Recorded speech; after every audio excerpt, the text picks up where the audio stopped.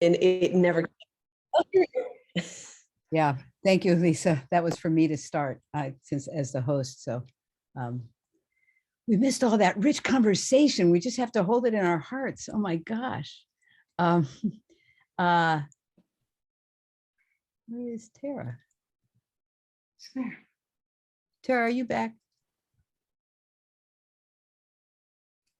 I'm back. Okay. I saw in your comment in the chat, and I don't look at the chat a lot. I just, am occupied otherwise. But I just want to affirm that I wasn't, or I don't know, I can't speak for others, but I wasn't concerned about your scope of practice. I was mostly impressed by your capacity to hold such complex people. So just want to be sure that that you got that. Thank you. Yeah, I mean, I'm a yoga teacher, and I know oftentimes that can be like the Wild West. And so I just wanted to iterate that. Yeah, I've got a great professional team that support the clients. Yeah. And yeah, we can have more conversations about scope of practice at, when we want to, but you're clearly holding complex people with a very complex framework. And I just want to acknowledge and appreciate that. Yeah, good. Okay, so I'm going to go ahead and share my screen. We're going to move forward with some more material. So here's our last slide about, or not our last slide, here's our slide about introducing the concept of the skin as the tissue associated with the metal element. So that when the animal soul, when the Po wakes up with that mindfulness, that sensate awareness that that we experienced this morning, it alerts us that there's something new in our environment, and that something new may show up in an experience in our skin or in our body hair. We may get goosebumps, or the hair on the back of our neck might stand up, or we might get that something is amiss in our colon, some kind of I gotta go move my bowels real quick.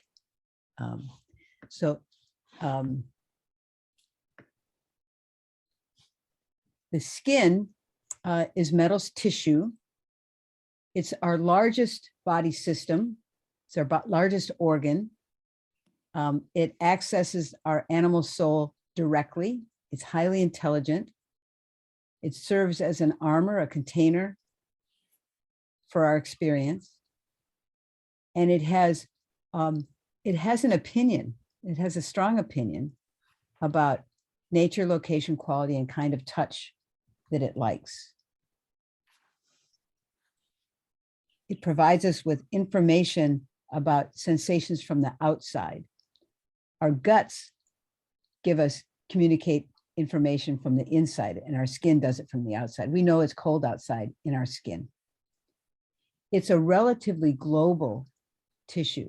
So there are some tissues that are more local and some that are more global. So bones, for example, stop and start at a beginning and an end. So they're a relatively more local tissue. Muscles also have a beginning and an end, although they tend to be a little bit more flexible than bones, and they make connections between bones. So they serve a connecting purpose as well as a containing purpose.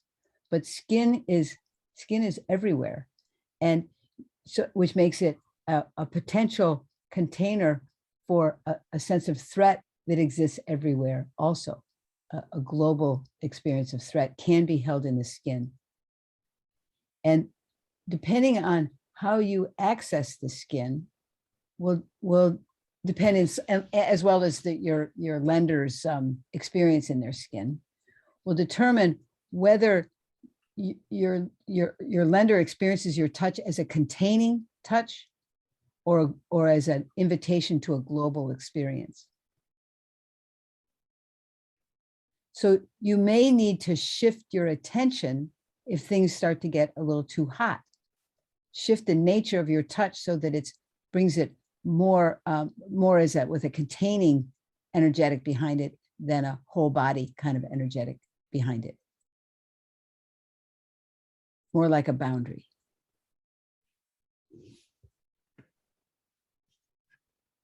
So the job of the skin, first off, it's considered our third lung. So it breathes. The skin receives and lets go through the pores. It keeps the outside world out and the inside world in. So it creates a container in that way. It differentiates me and not me, self and other. Like I know where I stop because I stop at the edge of my skin. I know where someone else begins because I can feel their skin. And you can see these little blonde hairs that are emerging from the goosebumps on this skin tone. It's essentially the same thing as the cat that's in the other picture, where when the goosebumps go into alarm, that the hair also hair on the body hair also goes more erect. So in the cat, in the animal kingdom, that's about appearing larger and more threatening. For us, we probably don't. It probably doesn't serve the same protective feature that it did in an evolutionary sense at some other time in our evolutionary history. Okay. So touching the skin is probably one of the most critical interventions or ways to engage to create co-regulation between an infant and a caregiver. I'm sure you've all heard all the stories about children in orphanages where they don't get adequate skin contact and the impact. The more progressive birth centers now encourage skin-to-skin touch really from a very, very early stage with both mom and dad and caregivers. So that stimulation of the skin is the way that we make contact, particularly before we have capacity for ventrovagal engagement or that social engagement system. So we can communicate lots of things through our touch.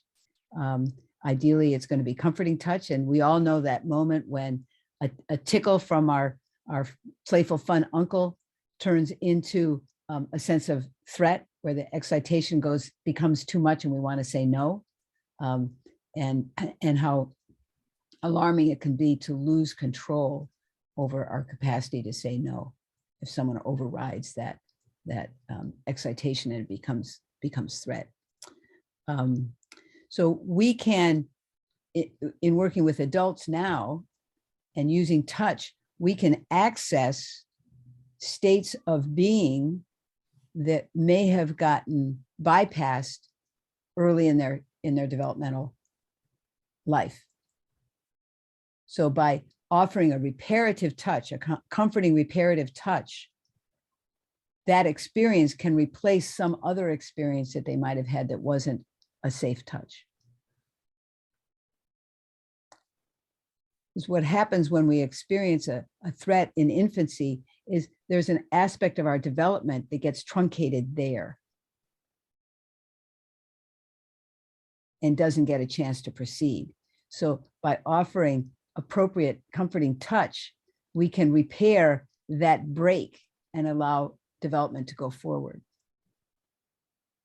I had a patient who would fall down. She was a university professor, so she's a bright woman, but standing up in front of her class, she would fall down, or going for a walk around the block in her neighborhood, she would fall down. And we finally figured out that the abuse that she was experiencing from her grandfather at some early stage in her life probably started when she was starting to walk with her hands on the couch or the coffee table, and that her capacity for balance in her movement was thwarted back then, along with the high alarm that her system was going through at the time.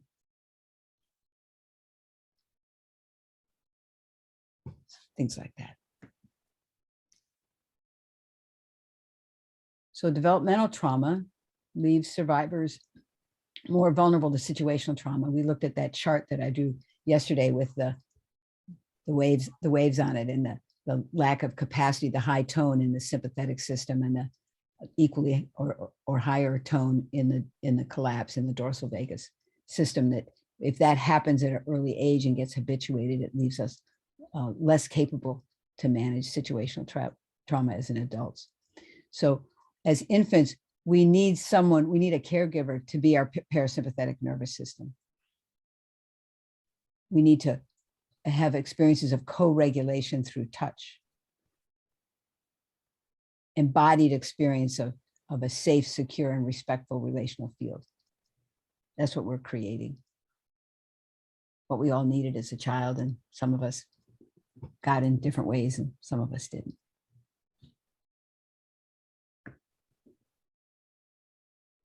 So there's all kinds of wonderful Western scientific research that says that comforting touch can decrease cortisol, mediate pain, increase happy chemicals like dopamine and serotonin and oxytocin, and also regulate cardiac tone, which is the essential regulator in the kingdom is our heart.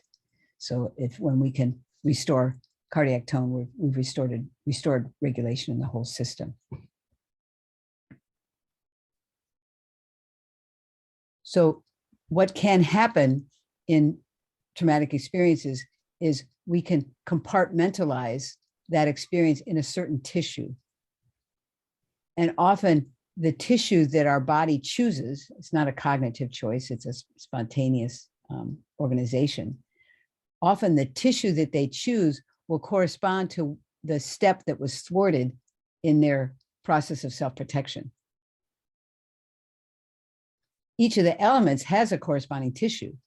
So for instance, if we know that this person's vulnerable in their awakened arousal phase, we can be pretty sure that there's going to be something juicy in their skin.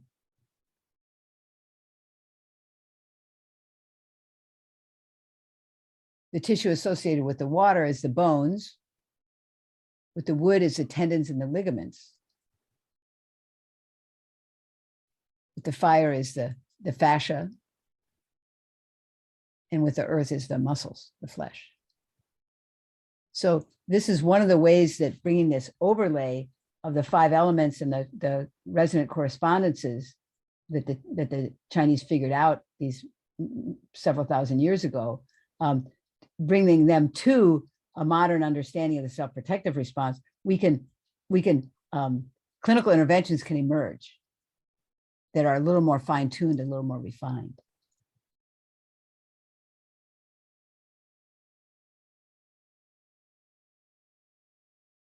So when we use conscious touch and focus it on a particular tissue, we're removing a message that's been held in that tissue as either a braced or collapsed state from some previous experience.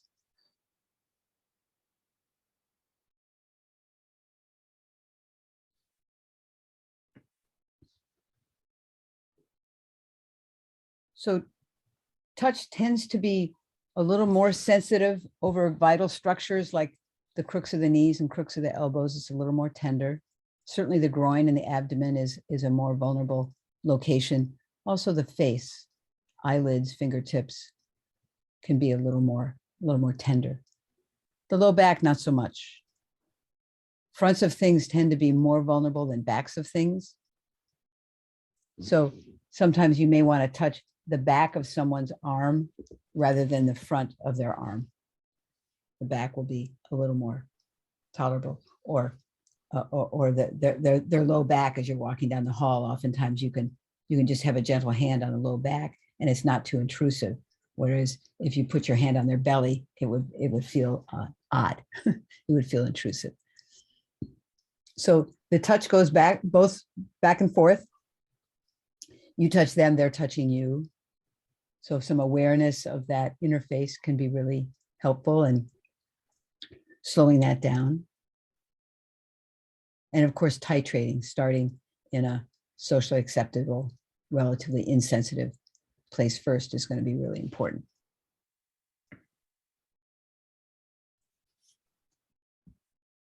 So our goals for touching the skin. First off, we want to support a sense of containment. So this can be challenging for a trauma survivor when what's going on inside feels so volatile, so that their ability to have a container to hold it will be very valuable to them. Very valuable to us to have a container to hold this really challenging emotional state that might exist inside. We also want to create an experience of an interface. So the person, sometimes we get into trouble with understanding our boundaries. When we're a trauma survivor, we lose track of where we start and end, and where someone else starts and ends. So by creating this interface, this is me, this is not me, this is you, this is me, like this is the beginning and the end of each of us, can be a really important sensate state, subtle. It's also possible that as someone's awareness of their skin wakes up, that they may have something else wake up inside them. So maybe their maybe their breath wakes up. Maybe their colon wakes up. Maybe there's some gurgling in their stomach. Maybe their muscles relax. Maybe, we don't know what happens, but when they can notice a relationship between something in my skin and something in another body tissue, we're creating a more coherent and a dynamically coherent inner experience. Or it could be that an emotion wakes up when the skin wakes up. It might be grief, but it doesn't have to be. Could be a sense of threat. Could be anger. So we want to give people, through that pendulum kind of experience, that tick-tock pendulum in small bite-sized pieces, an opportunity to experience integrating and assimilating these things that wake up that are in relationship with each other.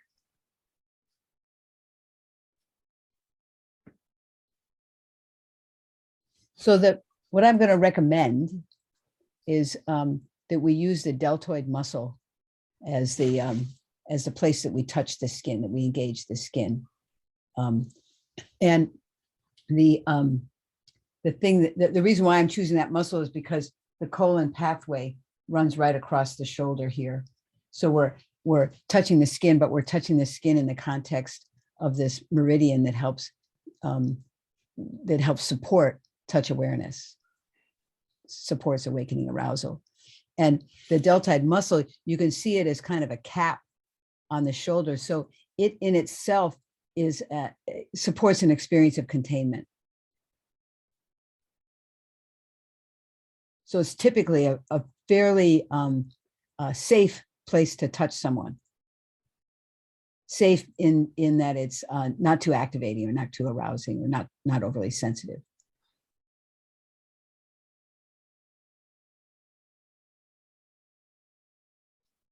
And these suggestions for engaging in conscious touch will be useful in any touch work you do, not just with this touch on the skin, but really any touch work. So the first thing we're going to suggest or advise is that you bring attention to the area that you're going to be touching in your lender in yourself. And then you bring your attention to this area in them.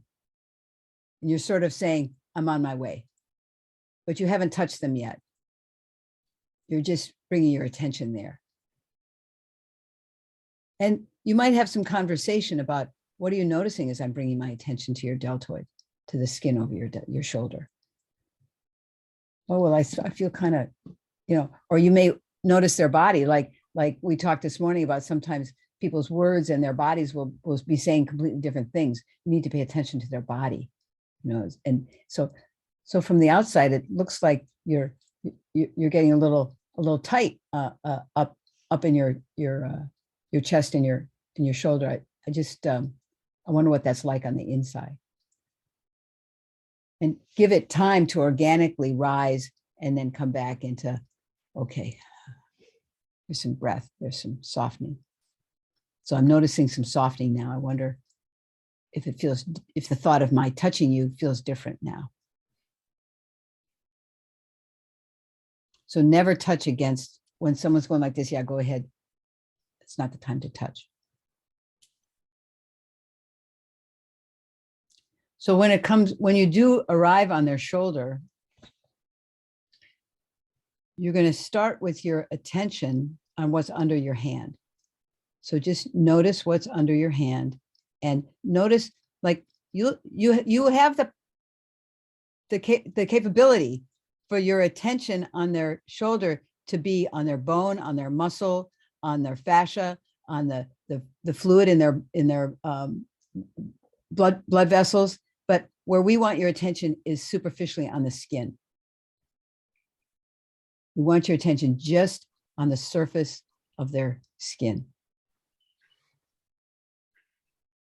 And then notice what arises, help them track their sensations, help them move between a regulated and an activated state, real slow, nicely titrated. And then with time and as appropriate, you can expand your attention to like their skin as this envelope that contains their whole system. You may not get that far in your session, or you might. And you want to help them recognize and experience their skin as that container.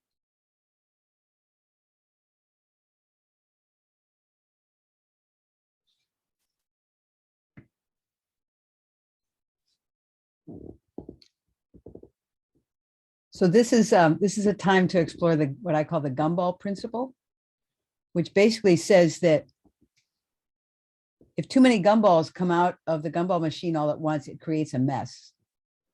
We're gonna trip and fall over all those gumballs rolling all over the floor.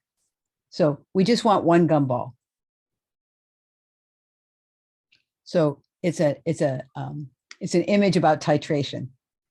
So you don't want to overtreat. If you overtreat and too many gumballs come out, you'll lose the sense of relationship or trust that you're trying to cultivate. So we want to work steadily and slowly and meaningfully, and just go for one gumball.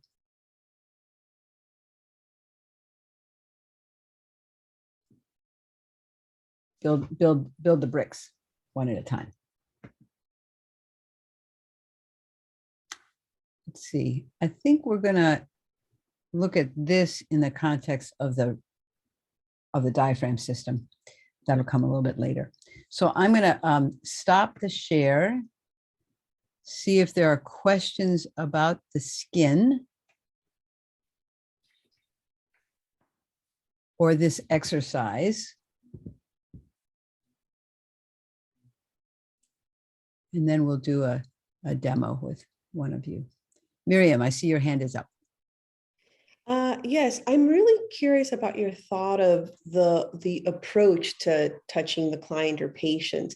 So from my Chinese medicine training, we approach and we touch with the palm of the hand, often with, like, I always use my middle finger for palpation because I can feel the chi and everything in the points much more easily. But when I did my Western medical training, what we were taught for what are called sensitive exams, so for example, specifically like breast exams, right, is to approach with the back of the hand. And especially with like a pelvic exam, you don't, and this is something that I always taught students when I teach students, is like, you don't part the thighs like that. That's extremely triggering for any woman, you know, if anything. Absolutely. If anything, maybe with the backs of the hands. And so the idea of the back of the hand being less aggressive, less intrusive, I'm wondering if with a patient or a client that you have that's more maybe guarded, maybe approaching the deltoid or the back of the hand and then changing to the palm, or what your thoughts would be on that? Yeah, that'd be an example of titrating your touch, because backs of hands are less intrusive than fronts of hands. Yeah. So you might want to use the back of your hand. I can't do it on myself, you know, Right. but yeah. So here I am, you know, against your deltoid right here, against your shoulder. How's that? Let me just see. How's that? It's a way of titrating your touch. It's a great example. Okay, thank you. Yeah, sure.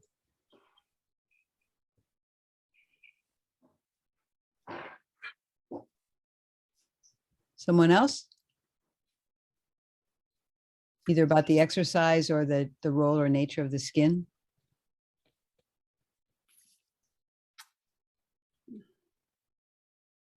Tatum, yeah. Hi. So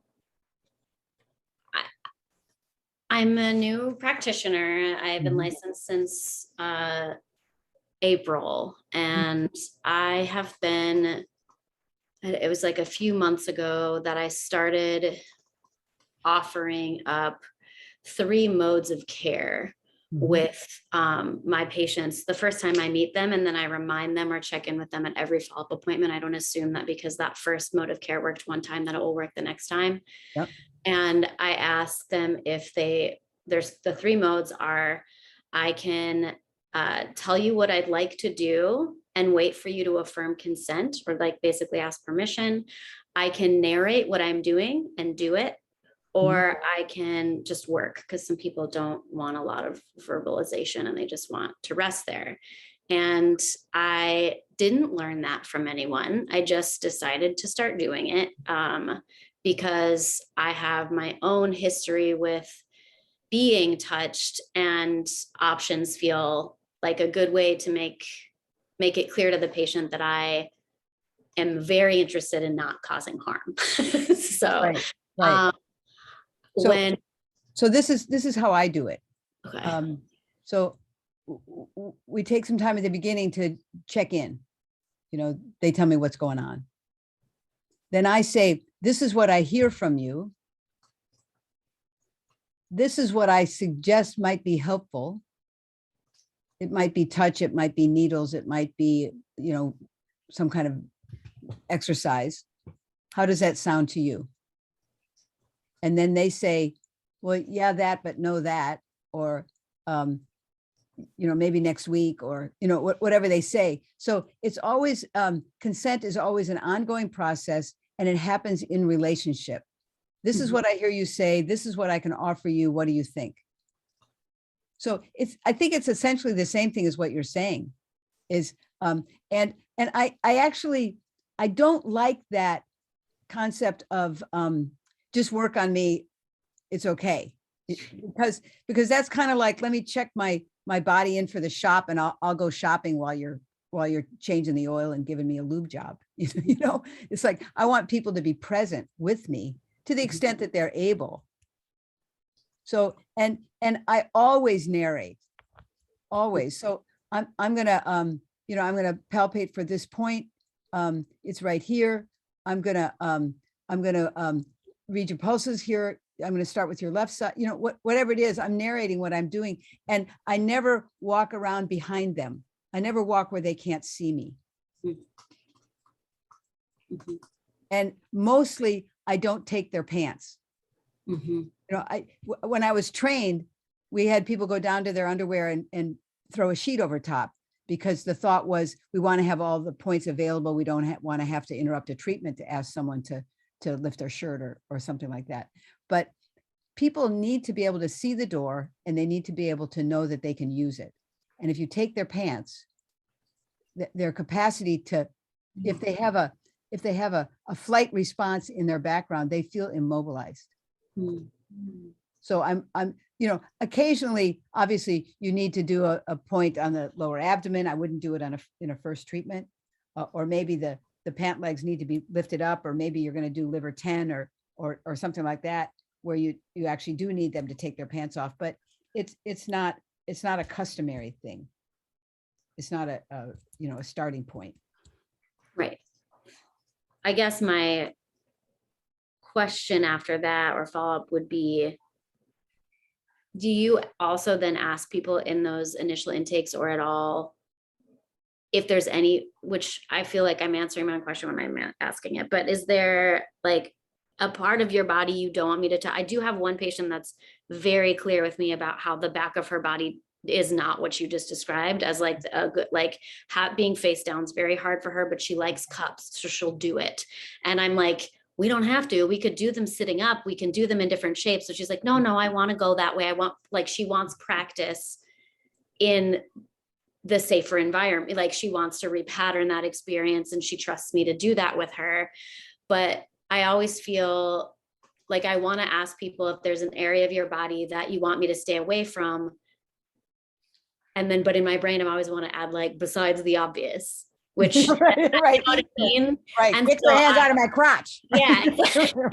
So I don't know how to, because I don't want to make the assumption that the shoulder or the back or whatever is generally safe for other people, because one of my other patients doesn't like being touched here at all. Right, right, And right. So it has to be case that. by case and moment by moment. Right. So I'm thinking about accessing the meridian that flows across your shoulder. And I'm thinking of starting with the back of my hand. How does that sound to you? I hate having my shoulder touched. Okay, we're going to do something different. Okay. And I actually rarely put a person down, face down on the table, because I want them to be able to see me.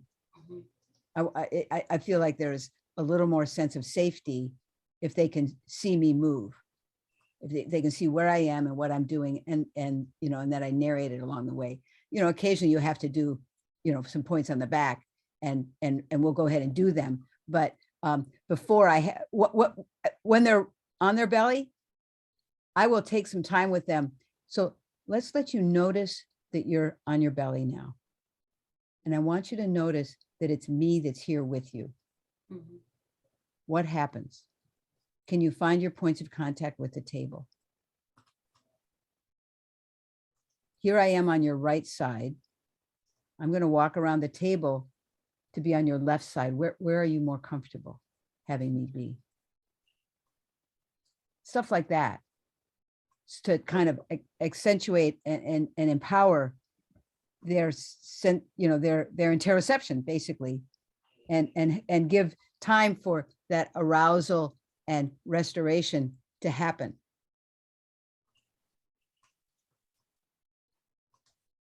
Is that helpful? Yes, very much. Thank you so much. Yeah, sure. Dia, you have your hand up. Very quickly, I just wanted to tag on to what you're saying, Elaine, about leaving people with their pants on. I work with a lot of women's issues, so I'm up in their legs, and often they dress fashionably. And I'm like, okay, I know that you knew you were coming for acupuncture, but I do need you to give me access to your legs. So they do have to take their pants off. So I started having a robe, and it's hugely oversized. It would be like, it would probably fit me. I'm 6 feet tall, but for most women, it would be a dress. So they would be completely covered. So I point out that there's a robe in the room. And then I also, because I'm in earthquake country, if I've got someone face down, I just remind them that I did my initial training right around the 94 earthquake. So we had a lot of practice running in and out of the treatment rooms and unpinning people. And I say, I always know who's face down, and you are my priority right now. You know, if there's an earthquake, I will be there immediately. Or actually, I try not to say don't. I try to say, I will be there immediately. Relax. There's a robe here if you need it, and I try to walk them through that I've got their back.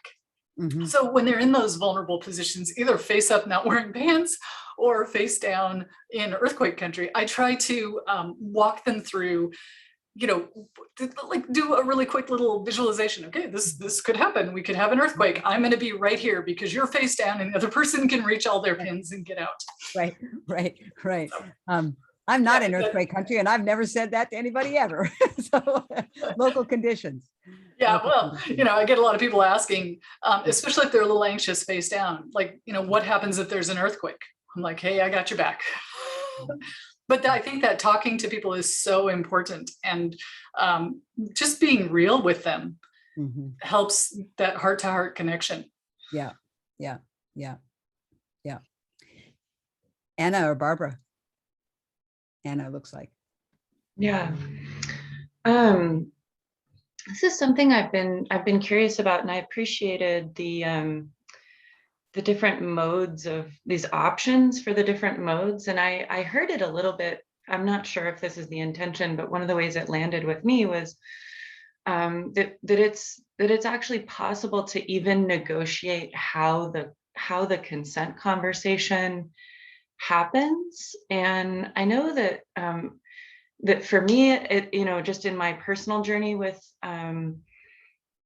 this kind of where we start and stop, and when it's okay to say no and yes and why, and also with people I work with, a lot of energy around that can be very activating for people. And so knowing that it's okay to have a little bit more of a nonverbal, and I don't mean that in saying we're not going to have the conversation, but having access to a different way to do it, I think can be really nice. And especially when there's almost like too much attentiveness to it, can be way more activating than if there's just, here's what we're doing, here's, exactly what the care is. And I want to make sure we both know what the care is, because that's the point. It's not just that I know what I'm doing, but that you know what I'm doing is super important. But then that there's a resting into the confidence that we've done what we needed to do, and that there's not too much worry. Yeah, like if it gets too prolonged, you're creating too much attention for you don't really want this, do you? Exactly. And right. Yeah. So embodying our own sense of competence or clinical judgment that this is going to be a helpful and good thing for you, and not letting it take overly long. So it's all in the attunement, right? It's all and what pace does this person need? Yeah. I also think that it's a very cognitive process. It's a very advanced skill, and sometimes working with the kind of earlier states, or if there has been sort of freeze or lack of agency, being able to meet people in maybe less of a capacity to be super verbal. It's a dance, but I do think that there needs to be a space for that. So I think what I'm getting from you is that there's one thing is the capacity to say no that can be challenging if there's in a hierarchical relationship, which they're going to experience our relationship with them as a hierarchical one. So it can be hard to say no. So if they can't say no with their words, we need to be able to be sensitive to experiencing the no in our attunement, in our resonance with them. And two, that if their experience happened before they had language, they may not have language for either yes or no. Is what you're saying? Yeah. These are some of the nuances of this work. Yeah. Great. Thank you. Appreciate that thoughtfulness. Okay. So yes, Marcel, is that your hand? Great. Yes, I just wanted to add on. I agree, Anna, with what you said, but coming from a massage background, which is obviously very heavily touch focused, I always used to take, and I still do a lot of massage in all of my treatments, but just really informing the patient or the client what you're doing, honoring their comfort level with, I always present it as, you can undress to your level of comfort, because some of them, I've had people who don't want to take any clothes off for a massage, and you have to sort of go with that. But giving them permission in the beginning, and I just say it in a kind of like lighthearted way, like, you won't hurt my feelings, but if this is too much pressure or not enough, or you're cold or whatever. And it's kind of transferred nicely over into the acupuncture patients, because even just the standard person, I feel like they're afraid of sometimes expressing what's happening in their body. So I want to give them permission to do so without hurting me. Right, right, right. And sometimes it'll almost be too hard for a cognitive response. You know, like that invitation, you know, like if they're very dissociated, they're not going to be in their body enough to know that they feel vulnerable taking their pants off. They're just going to take their pants off, but they aren't going to be present in their tissue. So I think the more important thing is your quality of attunement and your titration. That, Yes. you know, you might start everyone fully clothed and then move from there, depending on your evaluation and their experience and, you know, how things move. I don't know. I mean, I think that it's very hard to do effective trauma resolution work with someone without their pants on. I think it's challenging and needs to be titrated.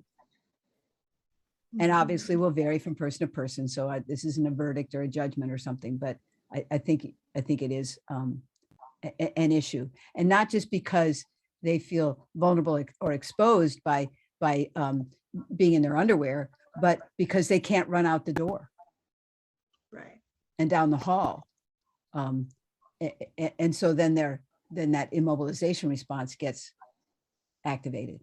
So I'm just counseling, you know, go slow. Okay. thank you. So let's do a demo, huh? Let's have someone who'd like to explore a virtual touch experience on their skin with me to come forward. And if there's more than one person, we'll do a choose a number thing. And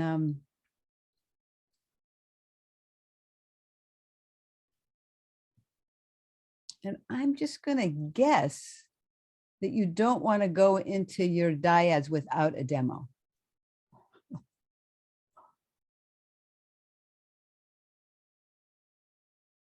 Ah, Trish. Great. Can you hear Trisha?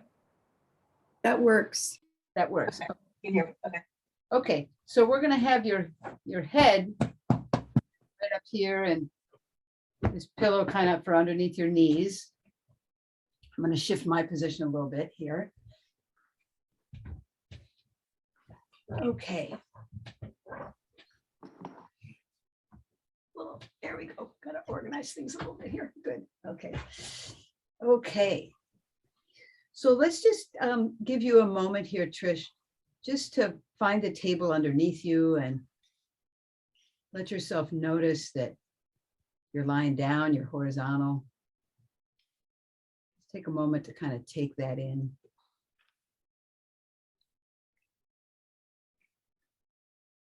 Looking for where your points of contact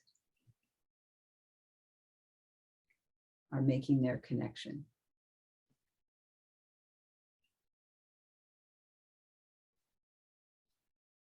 Maybe inviting your bones to be heavy and your muscles to be soft.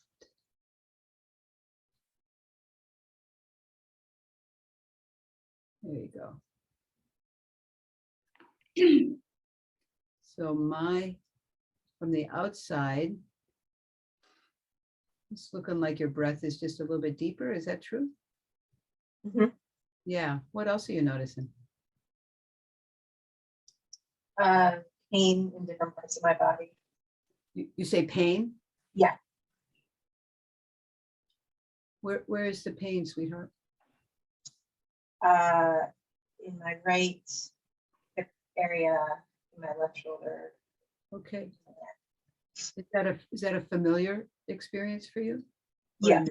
It's a familiar experience. Yeah. Okay. Okay. Thanks for letting me know.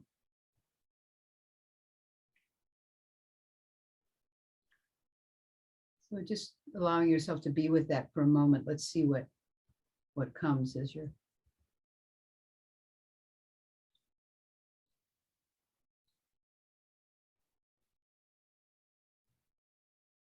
And I wonder if there's another place in you that's neutral or maybe pain-free.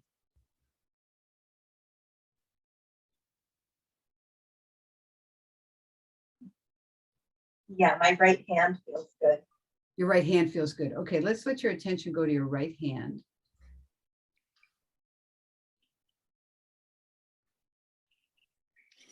And what happens when you bring your attention over there? I feel like I can breathe more deeply. You can actually breathe a little more deeply. Okay, Yeah. notice that. Yeah. And when you can breathe a little more deeply, is there anything else that you notice in the rest of you? Yeah, the pain is less. I'm sorry, I missed that. There's less pain. There's actually less pain. Yeah. Okay. Okay. Okay. Lovely. So I had it in mind today that maybe we'll spend a little bit of time with your skin as an organ. And that we might start with the skin over your shoulder. What happens as I make that suggestion? That sounds good. It sounds good to you. Okay. So I wonder if you'd like me to be with your left shoulder or your right shoulder? Left shoulder. Left shoulder. Okay. So here I am on your left side, bringing my attention to your left shoulder. And I'm going to start actually with my left shoulder, just with the skin over my left shoulder, just to kind of get me here present with you even a little bit more. And then I'm going to bring my attention to your left shoulder. Let you just see if there's a way that you notice that I'm kind of with your left shoulder now.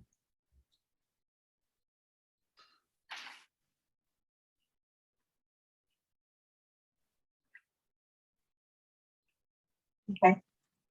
It's okay? Yeah, it feels a little vulnerable. A little bit vulnerable. Okay, so let's just give you some moments to notice that. It's a little bit vulnerable.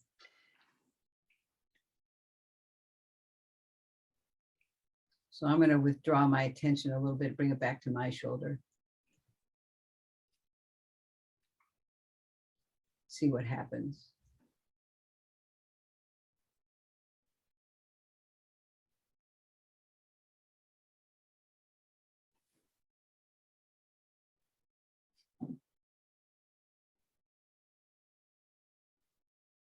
What's there now?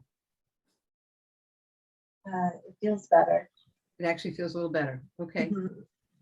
Okay.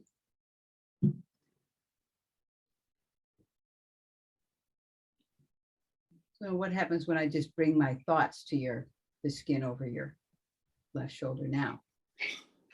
It feels okay. It's okay. Feels okay. Yeah. Mhm. Okay. So I'm just going to bring my hand just kind of outside your shoulder. I'm not actually touching you. I'm a little ways away, but I'm just kind of letting your skin know that I'm close by. Okay. And I wonder what happens when I'm just in that sense of connection with your skin. I get the imagery of it crying. You get the imagery of My shoulder crying. your shoulder crying. Mm-hmm. Okay, so let's let your shoulder have some tears. They're welcome here.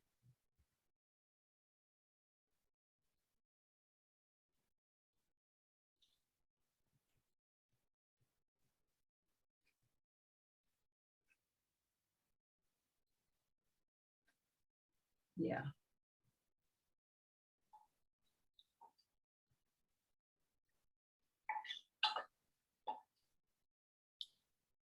And those tears can be just as long and loud and as they need to be. You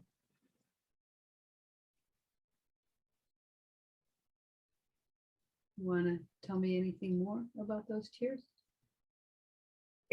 It's nice because I can picture them being loud and messy, but I'm not actually crying from my face. Yeah, yeah. It's a relief. It's a relief, yeah. So let them be just as messy as they are.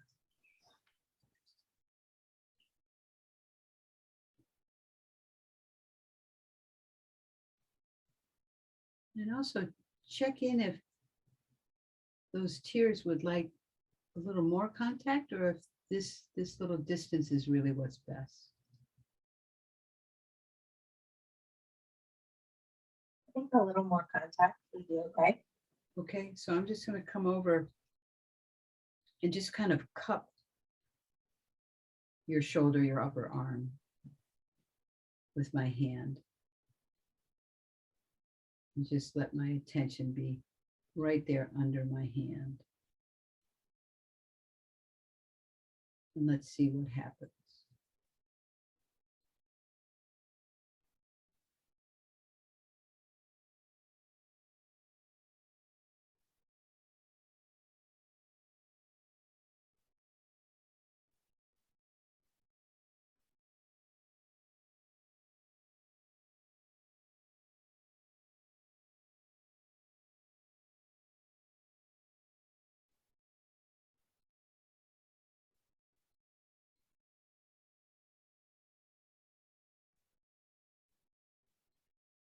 It feels like there's a conflict between my prefrontal cortex and my shoulder. There's a sense of contact between your frontal cortex and your shoulder. A sense of conflict. Oh, a sense of conflict. Okay. Yeah, sorry, my sound is not great. Okay, so some conflict there. So notice that. How does the conflict showing up? Like there's some tension in my forehead Uh-huh. and tension in the shoulder. So tension in the shoulder and a little tension in your forehead. Mhm. Okay. So it's manageable? Yes. Okay. So let's just have you stay with it. And I'm right here.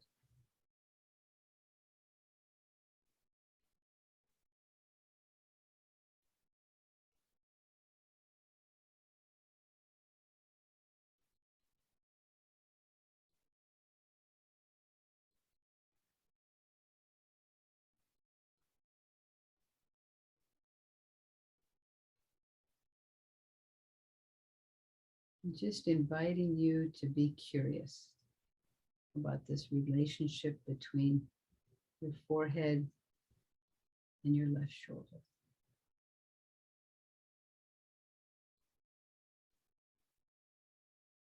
It feels like the forehead is trying to override the shoulders' Okay.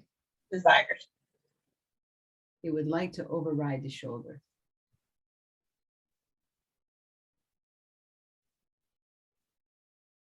Can you feel my hand? Mm-hmm. And what's your experience of my hand? It feels supportive. Feel supportive.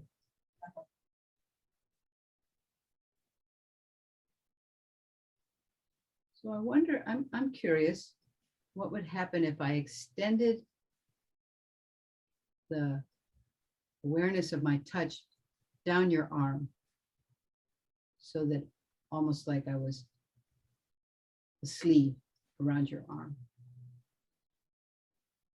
As if you were, what, seeing around my arm? As if I was offering you a sleeve. Like, Oh, gotcha. Okay. Yes, like that's good. kind of had your skin around your arm. That'd be okay? Yes. Well, let's just see what happens as I extend my attention and intention down your arm, over your elbow, down your forearm, and into your hand.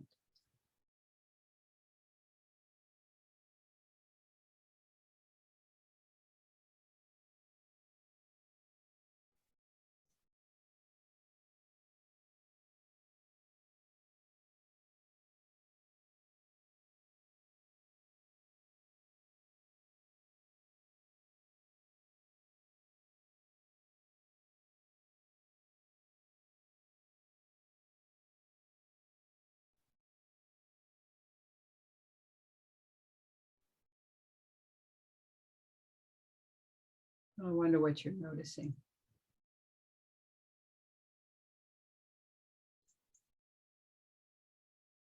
I'm noticing a lot of restraint. Like when you're in school and you want to just get up and run around, but your brain is telling you you need to stay put.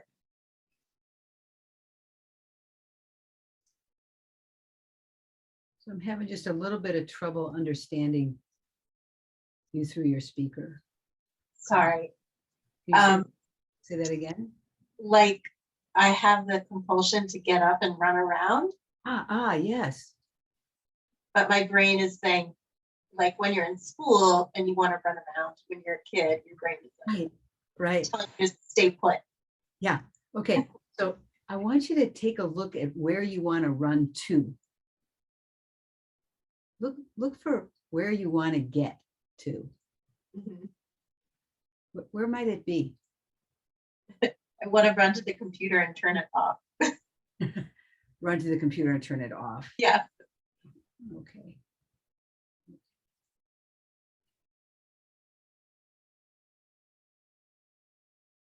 You feel like we've done enough? Do you need to close off this session? No, I'm okay.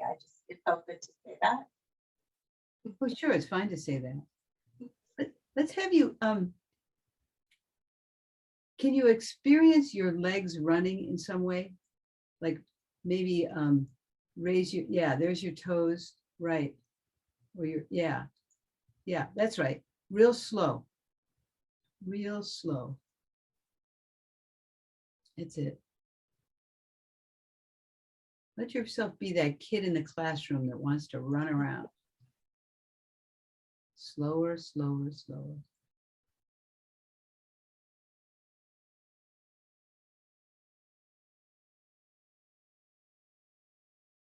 Just notice what happens as you give yourself free rein to run around that classroom. Do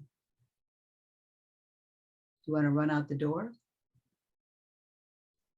No, I just want to keep running in circles. Okay.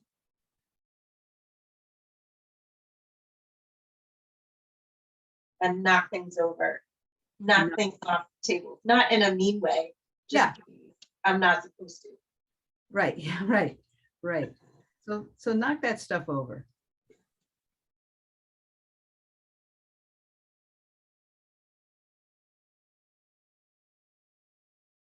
And I'm going to bring my attention back up to just being with your shoulder.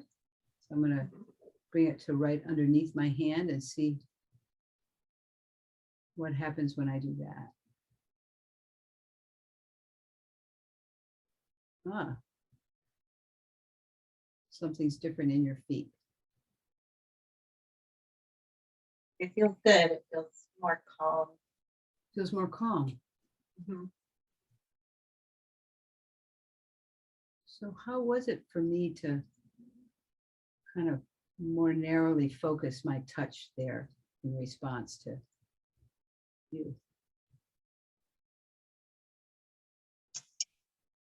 Fine. Yeah, okay.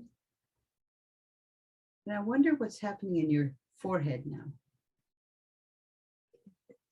Right before you asked that, it started to hurt again. Started to hurt again, but it had been not hurting so much. Yeah. Yeah, okay. And how about that right hand? It feels good. It feels good. Okay. So let's let you notice that right hand. And legs want to stretch out.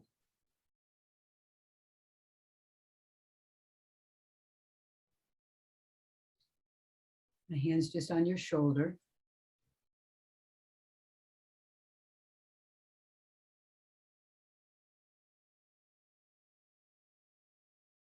And what else are you noticing now?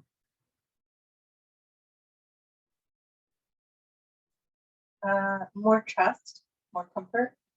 Okay. And how does that sense of trust or comfort show up? It shows up in like across my shoulders. Across your shoulders. Okay. Yeah. So notice that across your shoulders.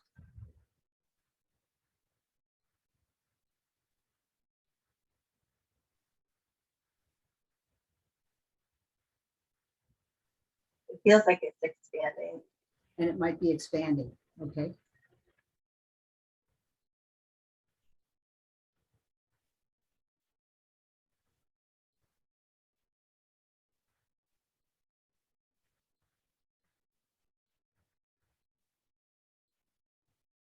Is it expanding over to your left shoulder where my hand is?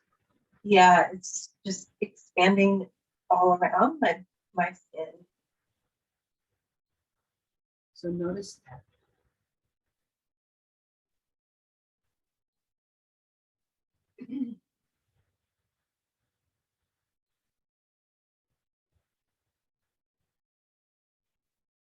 So I'm just curious if you're up for it or if you're interested about bringing my attention back down your arm again like I did earlier and see what happens when you do that. Is that something you'd be curious about? Yes, I'm curious about it too.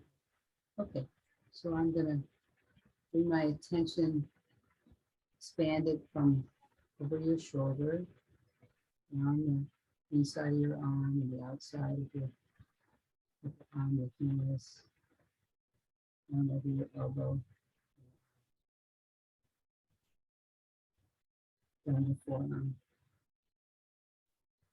to your hand. So I've got your whole, the skin of your whole left arm. in that awareness.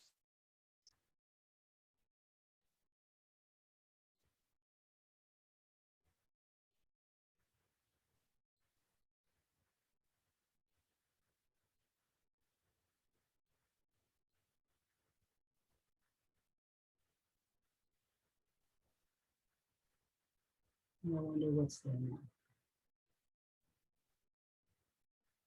I'm sorry, I couldn't hear you.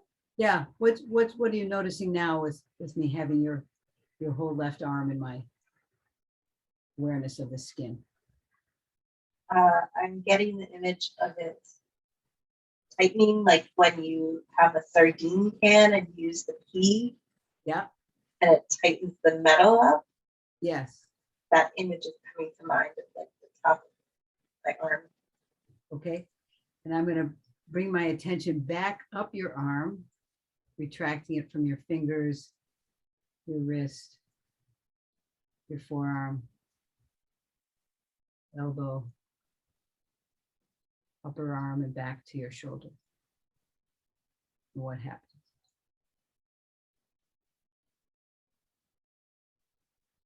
It feels like it's settling again. It feels like it's better again. Is that what you said? Settling. Settling again. Okay. Settling down. Yeah. Yeah. So let's let it settle. Let you experience that settle. And see where you notice that settle or how you notice it.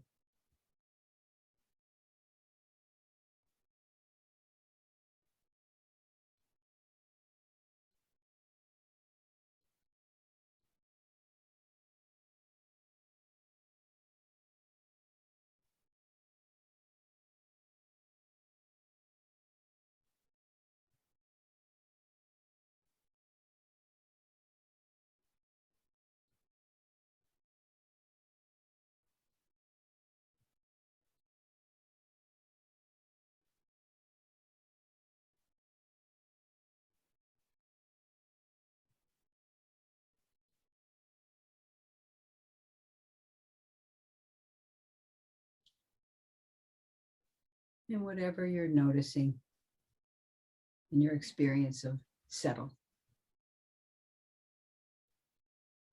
I'm noticing a sensation in my throat. You say excitation in your throat? A sensation. A sensation in your throat. Pleasant or unpleasant? It just feels like it's releasing. Release. So pleasant. Okay, let's give it some time to release.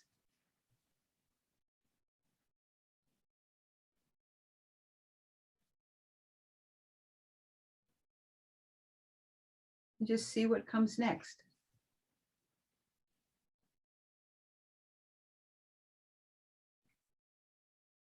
Uh-huh. Yeah.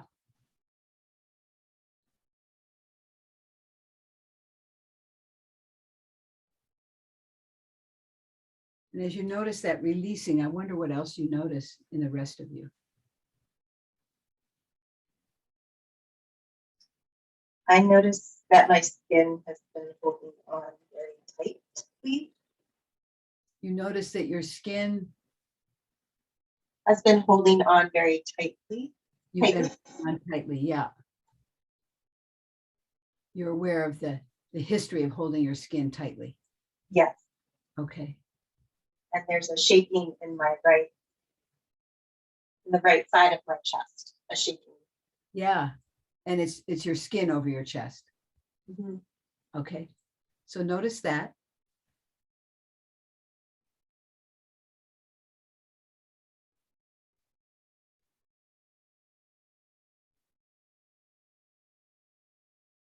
And as that shaking happens, just notice what comes next or what your experience of it is.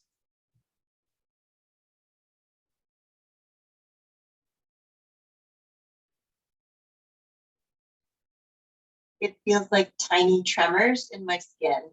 Right. Right. I can. Energetically. Yeah. Yeah. So just let those tiny tremors happen.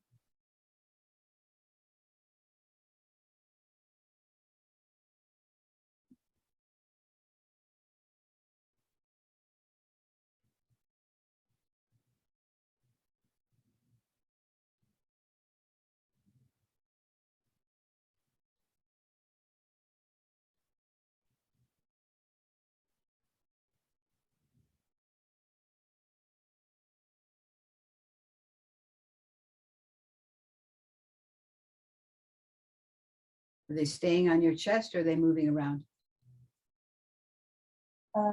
They're gone. They're gone. And what do you notice now that they're gone? Pain in the back of my head. You say pain in the back of your head? Yes. Okay.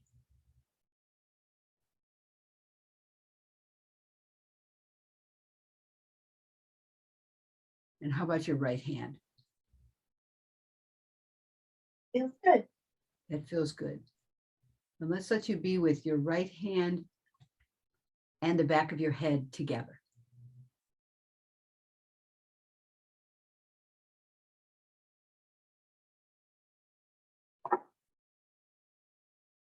Uh-huh. What happens? It feels like they're equalizing. That's not the right word. Yeah. No, I get it. So notice the equalizing.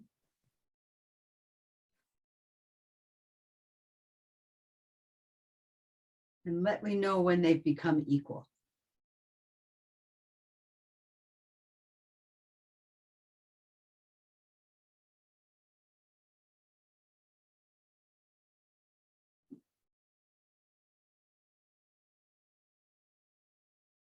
Yeah, they're pretty equal. Okay. Okay. And I wonder if you have a word now. I wonder if this is a good place to close. And if when they're equal, if you have a word that describes how you feel now differently from when you first laid down.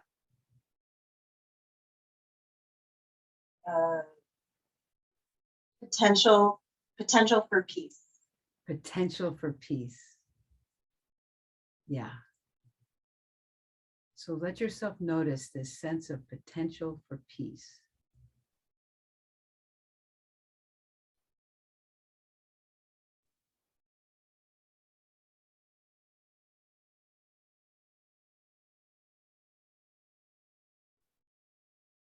Noticing whatever comes with potential for peace.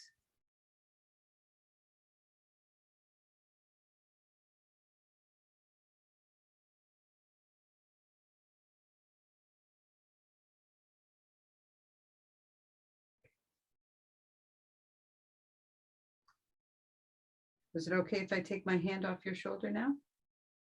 Yeah. Okay, I'm going to be really slow and deliberate. I'm still right here next to you.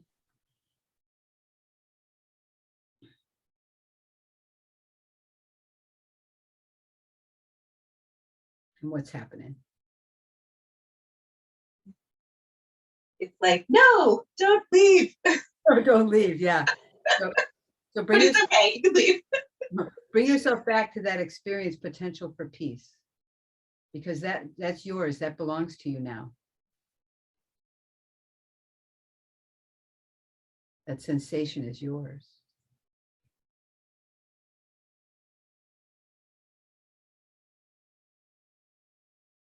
Do you have it? Mhm. And what happens when you harvest it again? There's more relaxation in my body. Even more relaxation. Yeah. Okay. Okay. Okay.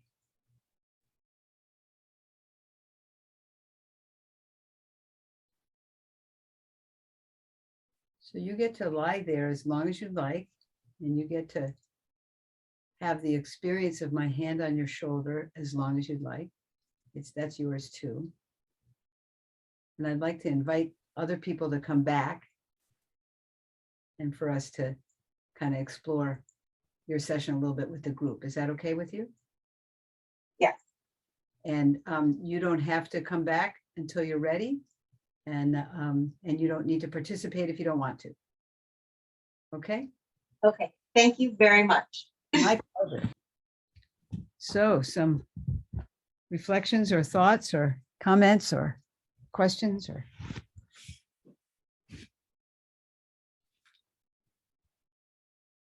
Oh, okay, there we go. You got it back? Okay, good. And then, yes, I did have one question I think that I wrote down at some point, and that was wonderful. Thank you. Mm. I noticed that there was a moment where you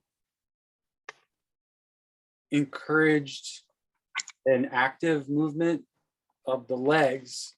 Mm-hmm. I guess what came up was why that, and would there be just like a what happens if you notice your legs type of question that could have happened as well? Sure. What I was tuning into was she felt a desire to run. Yeah. Her legs felt like they wanted to run. So that's an expression of a flight response that got thwarted somewhere in her life. It still exists in her legs. Mm. So I wanted to give her an experience of running, but you notice that I asked her to find a place where she would like to run to. It's better to ask someone to run to something than to run away from something. Because if they're running away from something, there's something scary right there. Her experience was she wanted to run in circles. So we let her, we just encourage her to do that, like a kid in a classroom. So we let her run around the classroom and knock stuff off and, have that experience. And then at a certain point, that felt complete, and she didn't, her feet didn't need to move anymore. I wanted her to slow it down. Also, that was a key element so that she could fully experience that movement of running through her whole legs. And then when it was ready to be done, it was done. Yeah. And it also seemed to be associated with extending my awareness down her whole arm. That seemed to be what became activating for her. So I also, at a certain point, I withdrew my attention back up to her shoulder. So that was another kind of pendulation, TikTok kind of thing, like here's some arousal and here's some regulation. And that right hand was a source of regulation, a source of, attention there, reduced pain. So we use the right hand as a paired experience as well. We let her complete a flight response. We encouraged a completion of a flight response. And yeah. Great, thank you. Sure thing. And having Alan, go ahead. I was just thinking about a place to run to. Mm-hmm. So like that flight response, you're helping encourage that would kind of completion, but also the eyes in a direction kind of. Right. I mean, like if someone, like if Trisha and I knew each other better, I might know, for example, that her grandma was important to her when she was a kid. So I might say, let yourself run to grandma. She's got those wonderful sugar cookies for you. So you want to give her some sense of delight that she's running to, and she's running towards a safe place. Okay. But I made the invitation. She didn't really grab it, so we didn't make it into a big deal, and that was fine. Alan, and then Jenna. Yes, continuing on with that running imagery, or maybe sense of some action or completion.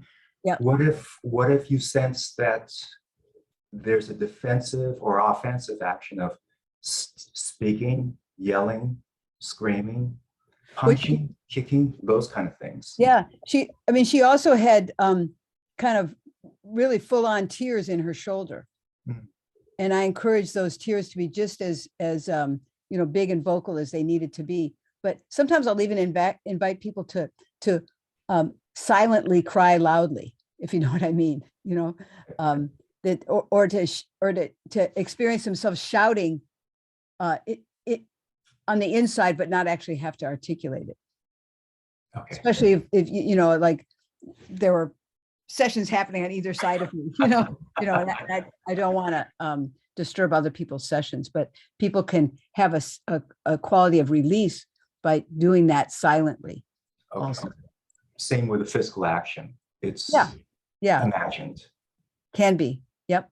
I don't have to have a punching bag there.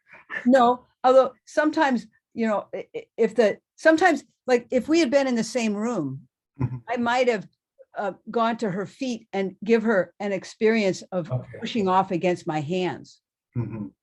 Or with that desire to push, I might hold a fist and try and offer a kind of a titrated experience of completion of pushing off. Something like that.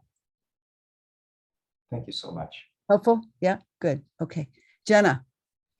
Yes, thank you. I just wanted to acknowledge what you did at the end there during the session, when you took your hand away and asked how she felt, and her response was, no, don't take it away. Yeah. And just reaffirming that that's yours, actually, that's yours, that belongs to you now. You get to take that with you. And then pausing and allowing her to feel what that felt like. Right. Again, was like just very powerful, because I feel like a lot of, even with acupuncture, that connection, they tend to latch onto it outside of themselves. Right. And so it's sort of reinforcing that her capacity to heal exists inside herself. Yes. And not in me having to be there all the time. Yes. That can kind of foster a pretty challenging dynamic. Yes. It can get a little sticky. Yes. I want them to own their own capacity for healing, and that their body is their reservoir, their guide, their healing instrument. That was very powerful. I appreciate that. You're welcome. Yeah. Thanks for noticing. Yes, Cairo. Hi, thank you, Elaine. So I feel curious if there's like a barometer that you're attuning to on when to titrate, when to challenge Mhm. versus notice the bracing pattern. And I noticed at one point you had asked, is this tolerable? Is this manageable? And then if it was, then can I then expand down to the arm? But, Right. you know, is there a certain sense for you that you're attuning to? Because I noticed in myself, I could sense her bracing in certain parts, and then curious when you decided this was appropriate. So here's my question for you. When you noticed her bracing, and maybe you noticed in your sense of attunement with her, what was your timing, your personal timing like in relationship to my timing? Can you say that differently? Well, so like when I noticed the bracing that came with me holding her whole skin on her arm, and then at a certain point, I let her feel that for a little while, and then at a certain point, I said, "Let's withdraw that and bring it back." So, was my pacing on that on the movement between arousal and restoration, was it the same as yours, or would you have moved in differently? I mean, I think for myself, and I think this is probably more a reflection of my own work and what I need to practice, is comfort in letting someone else be in prolonged discomfort, so to speak. Right. So there's two mistakes we can make. We can either not see what's going on and not treat it because we're too hesitant, or we can overtreat and we can be just right. We can be like Goldilocks too. Yeah, but the two errors are either undertreat or overtreat. Right? And I think that the greater error is undertreating. That we won't discover the boundary unless we discover it. And if we stay in the safe place and never allow the arousal, because the arousal is necessary, the yang is necessary in order to melt the yin, right? Yang has to rise and be allowed to find its own completion. And if we go, it's rising, if we don't allow it to have its own organic completion, then it hasn't happened. But it's also always a judgment call, because it's also our job to keep the arousal within a range that's tolerable, that's manageable, that works for them, without allowing it to go so high that then it necessarily has to go too low. And then we've got this instead of a return to this. Yeah. What I'm hearing from you that I'm taking away is really the experiential practice. Yeah. And there's something about, some sense of attunement. And a lot of people ask me, how do you know when to move? And I'm actually studying the question, because I don't know how I know. I need to learn how I know that it's time. So maybe as we go through the year together, I'll cultivate more awareness, and we'll be able to explore that more. And you'll cultivate your awareness too of when is it time for you to shift states to allow something new to emerge. Thank you for that. Yeah. Tatum. It's actually Kim here. Kim, you're on Tatum's camera. That's fine. Hi, Kim. Hello. And this is a question that's kind of more around like logistics, I guess, is, thinking about how this was a lot of dedicated, very attuned time with one patient. And for those of us that may be working in practice environments where we might be staggering patients every 30 minutes, or for some people, possibly even faster, and seeing multiple patients at a time, one of the things I'm always thinking about is like, okay, how do you really give someone that full experience and presence, even if you're only with them for a shorter amount of time, right? Like, I think that's such a practice in community style acupuncture and for folks who are staggering private sessions. And so I guess what I'm asking is, and if there's a better time to answer this question, we can put a pin in it and talk about it later, but just really wondering about the logistics of how you bring this into your work, particularly when you see that it might be indicated are really helpful for a patient, but you're like, oh, I maybe have another patient coming soon. And sort of, how do you sprinkle this in?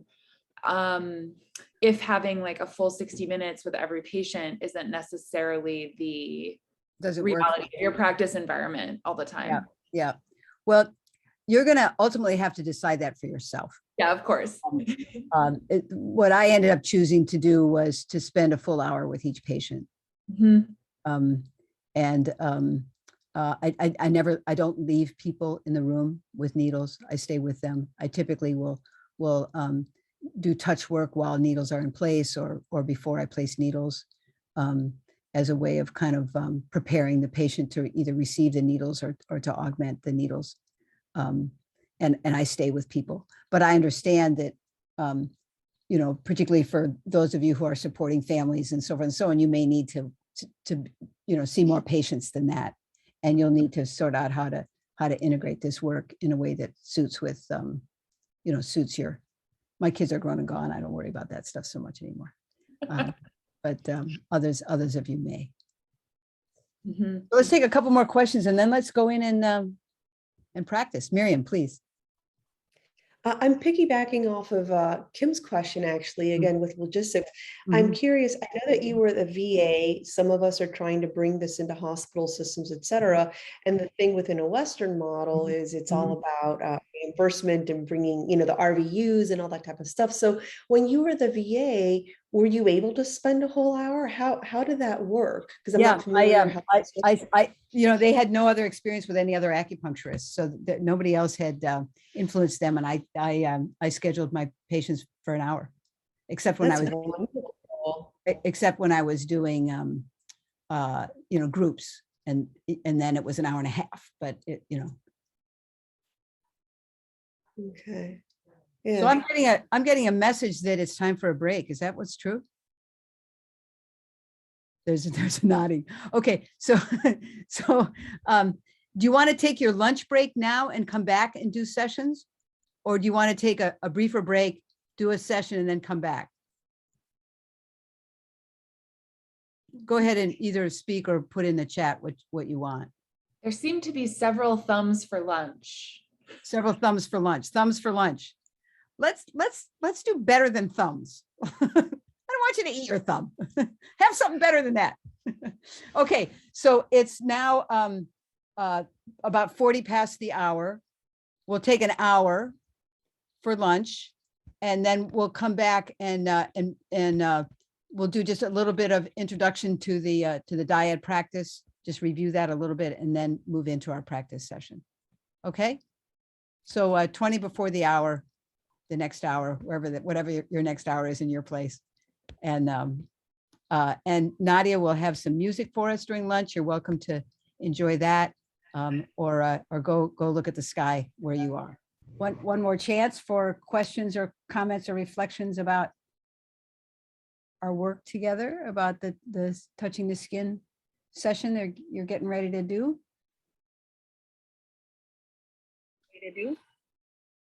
So I'll just refresh you a little bit. You want to first help your lender arrive with maybe bringing awareness to their table that they're lying on or the chair that they're sitting on.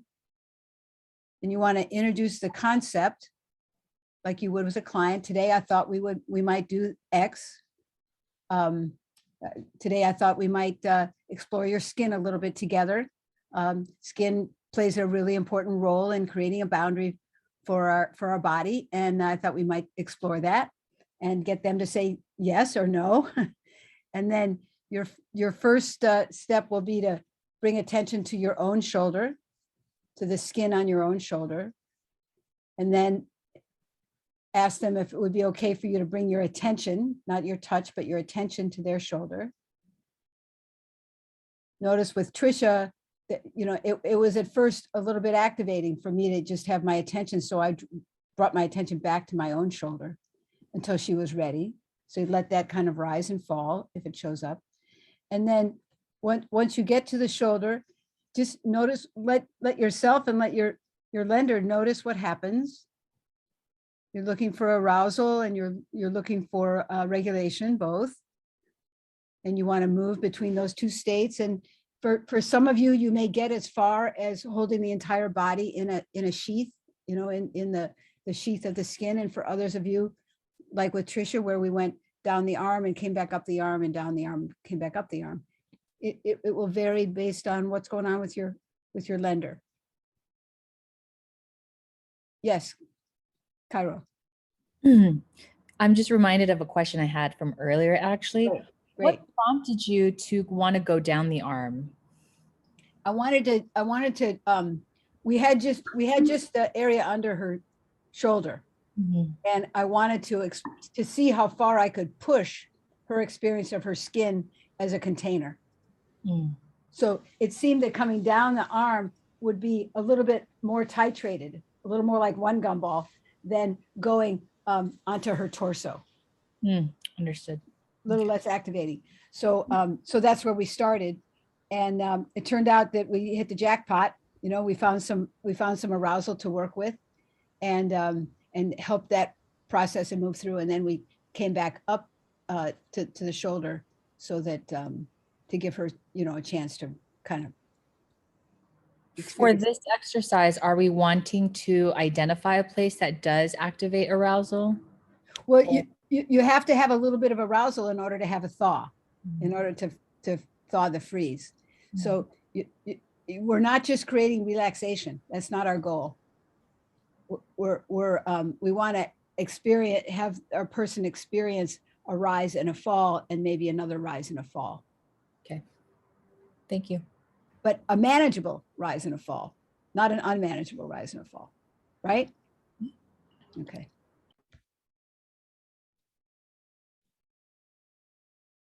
Any other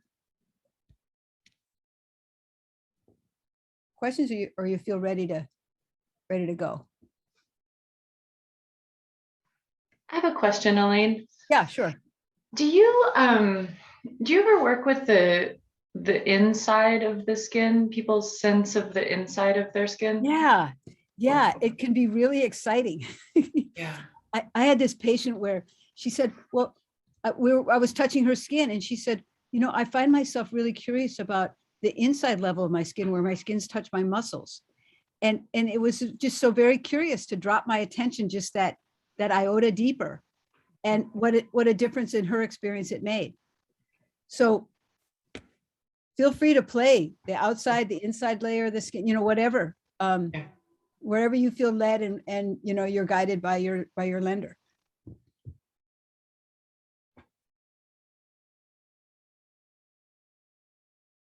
Okay. So how'd that go? Good experiences? Mm-hmm.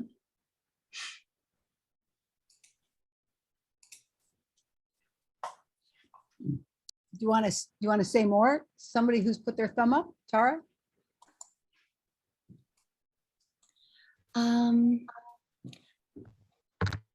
It was just a lovely experience. I had the pleasure of working with Dia, and it was their first day, you know, in our training. They weren't here yesterday, and I just appreciated her willingness to explore. And Dia, may I share about our session? Cool. Good practice.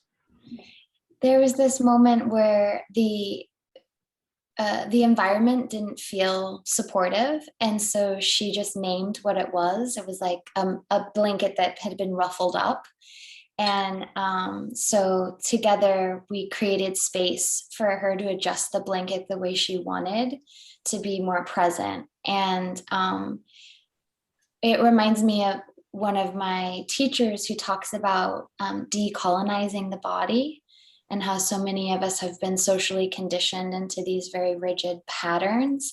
And so for me, it was just like that affirmation of like, hell yeah, fix the blanket. Right. So I appreciated that. Right, that's great. That's great. And how small things can actually be big things. Yeah, great. Anybody else?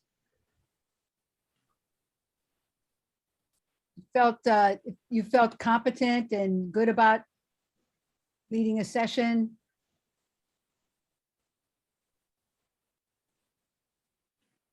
Did you get left with questions or concerns, or you ready to just dive right back into switching roles?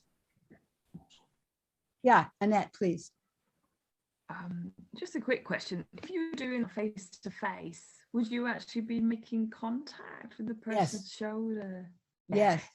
And I encourage you over the next, starting tomorrow, if you like, to start incorporating some of these touch approaches in your face-to-face practice, or else with a friend.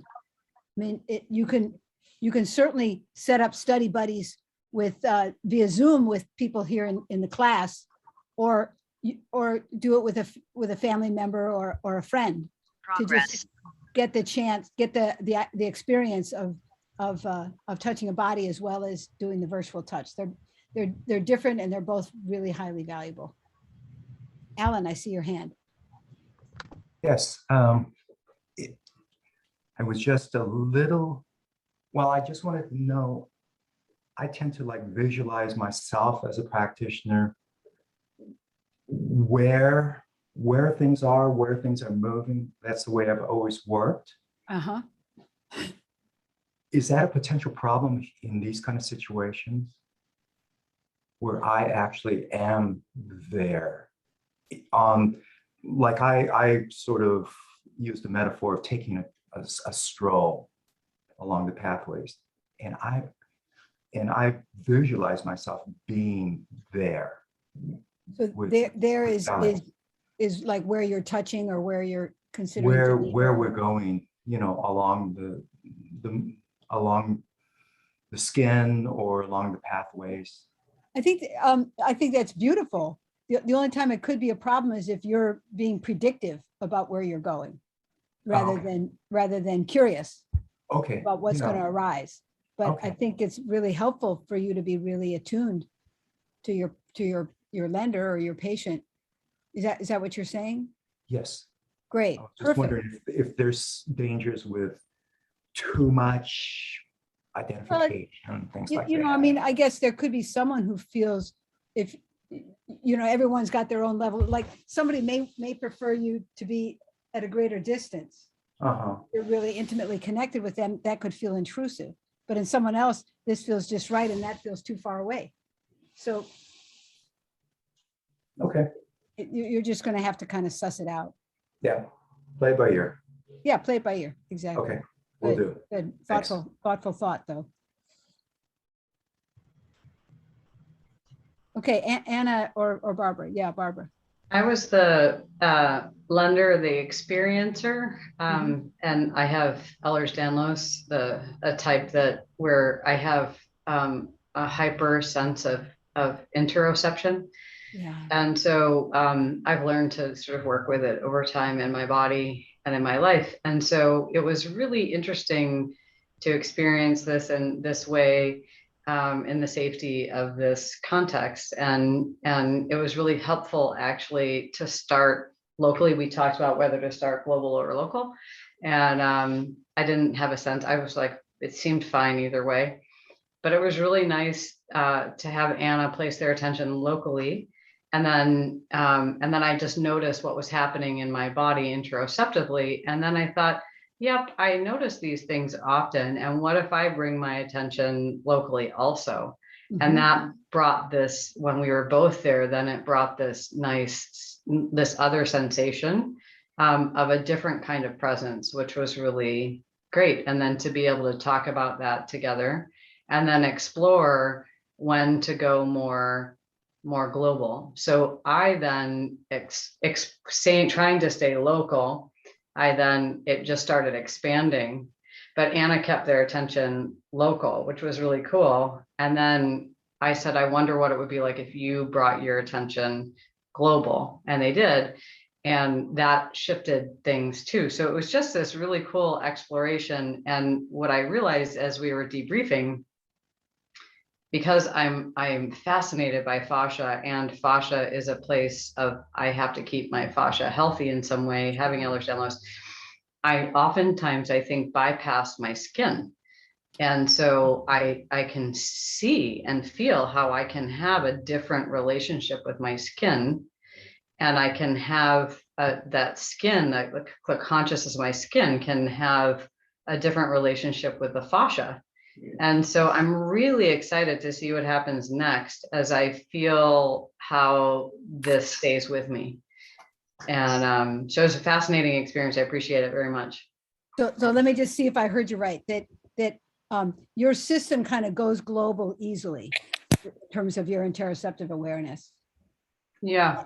And you played with Anna with having their attention either staying local, and you were then able to kind of harness your interoception and bring it more local, and that created a quality of connection that was a little bit new for you.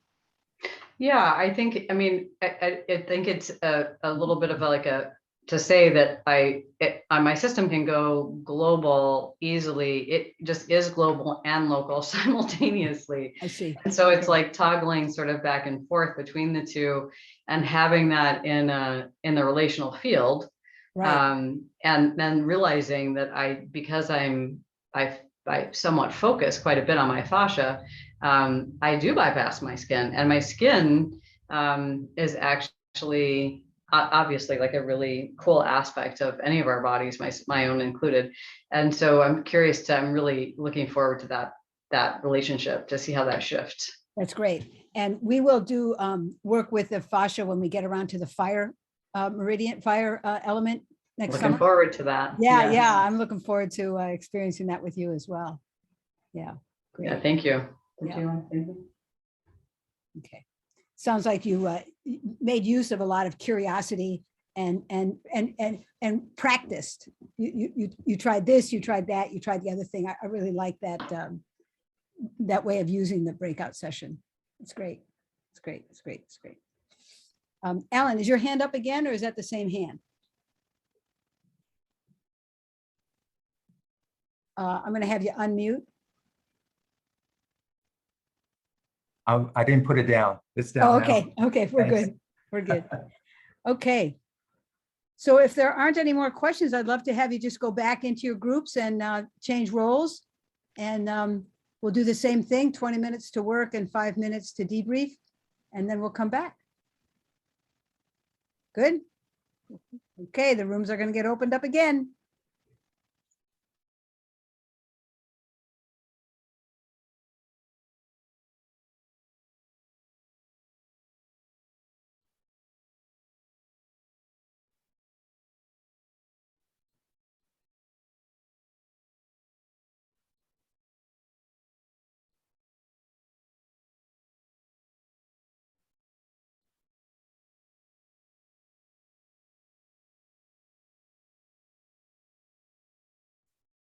Okay, so we'll be back together just before 5. Or Yeah, 5. seems right. Or About just 5. after. Well, we got 25 Oh, minutes. just before, 5. yeah. So it'll be just before 5. Okay. We are the early birds in the That's room. fine. That's great. Haven't heard so much from you, Laura. Yeah, I'm a little quieter today. Okay. I'm getting a lot out of this. Sitting with it. I had my own retriggering. I had a car accident. I got last week. Oh, and last week. Oh my. yeah. So I'm working through it. It's good. This has been helpful. Good. But I also recognize I've been a little bit jolted. Sure. So A little shook up by that. Yeah. Okay. Well, I'm glad you've been able to be here, and I'm glad it's been helpful in some way. Yeah. Thanks. Yeah. Okay.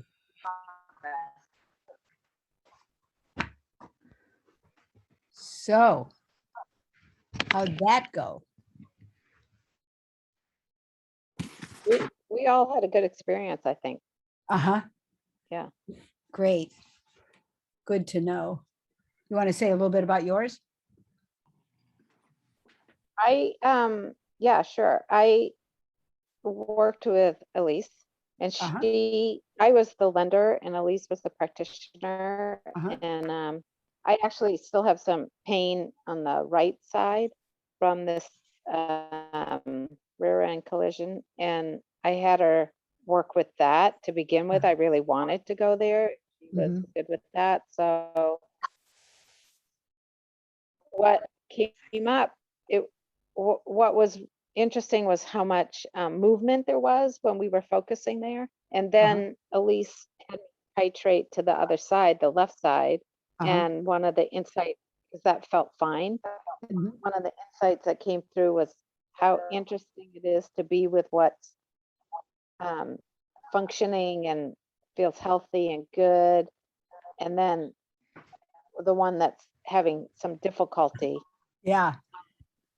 And just for me, like the reminder of, well, that's always there too. And then my lung wanted to show up. So we went a little deeper.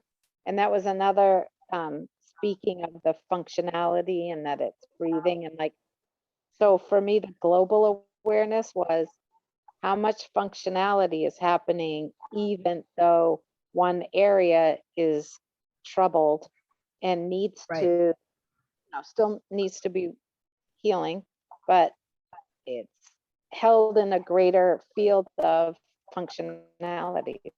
Right. And it sounds like a wonderful experience of focusing on what's working well. Yes. And having that as kind of an anchor, even in the midst of. Yes. And Elise did that really well. So she, when something came up that wanted to spend some time in that functionality, and she stayed with it, and then we went to another area and then back to, so the titrating was happening really well. Great. And yeah, so that was great. Sounds like a great experience. Nice. And then I got to be the practitioner with Alexandra, and nice. It was like a dance. It was really nice because Alexandra wanted to lead, and I got to participate in her process. That's how I felt, like it was really honoring and way for us to work in the healing field. It was nice. Sounds very nice. Sounds very nice. Yeah, great. So it sounds like as a group, you're adopting curiosity and kind of playing with, let's try this, let's try that, and allowing yourself to kind of explore. And yeah, I like that. I like that. I like the sound of that. Someone else want to share their experience or sum up a learning that you, yeah, Jenna, please, I see your hand. Yeah, Turn so off my, go ahead. Annette and I were paired up, and Miriam was our observer, and it was fascinating for one to just experience the synchronicity virtually. Is yes, it's wild. It's totally wild. And right. I didn't recognize, our observer was able to recognize that our breath work was even matching up. Yep. And once that happened, the natural unfolding of what areas we worked with and how far we dove into it was just it was really beautiful. Yeah.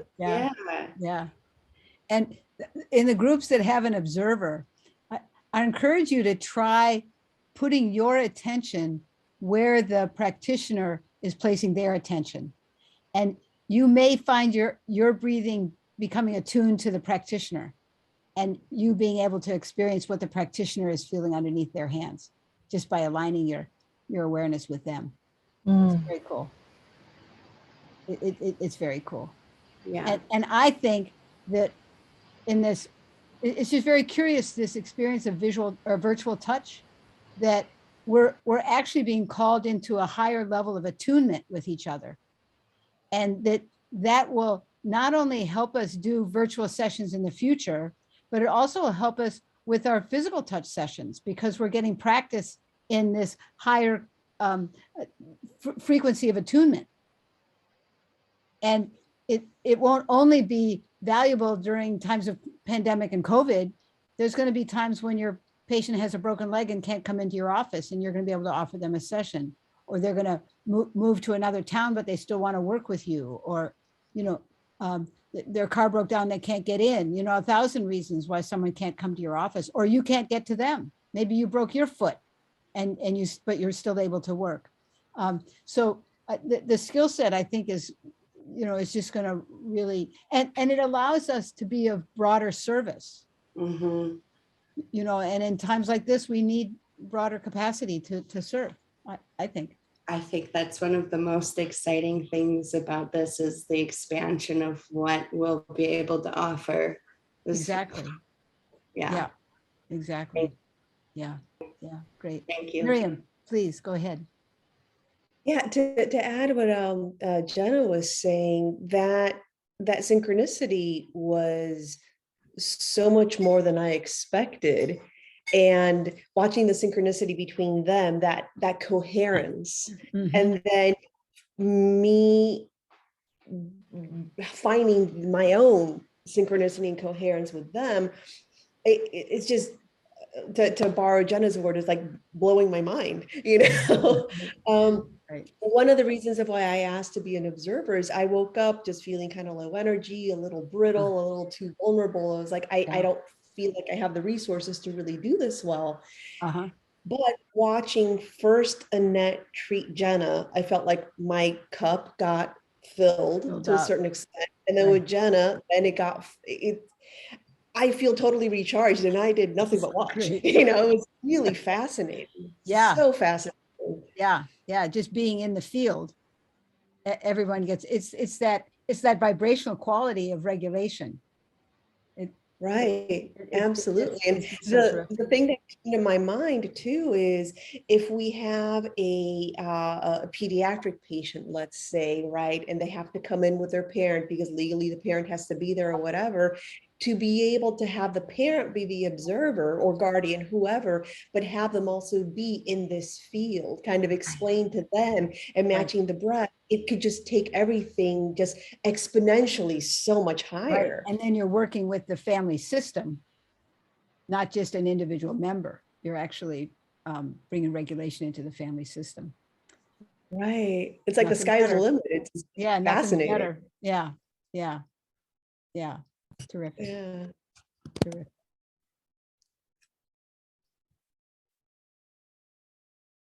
Someone else? Alexandra, you look like you're really smiling. Is that? I had a great session and I feel so much better in my own skin now. So much better in your own skin now. Did it feel like it built on the touch that we offered you last afternoon? Possibly, definitely. Yeah. Can I tell you a little bit about my experience? Yeah, I'd love to hear it. So my skin was just expanding.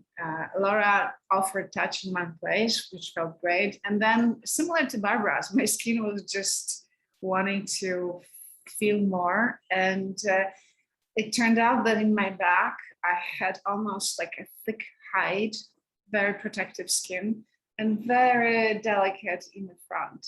Oh, interesting. And I could get in touch with the strength that the skin in the back, young parts of my body provides, and the sensitivity and tenderness, ability to connect more in the front. It's really a beautiful experience. And you hadn't been aware of that before? No. Yeah. Wow. Well, yeah, nice.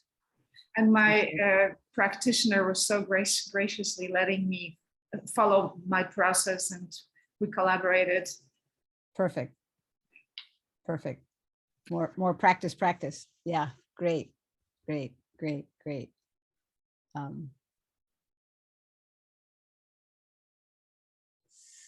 about our other Alexandra?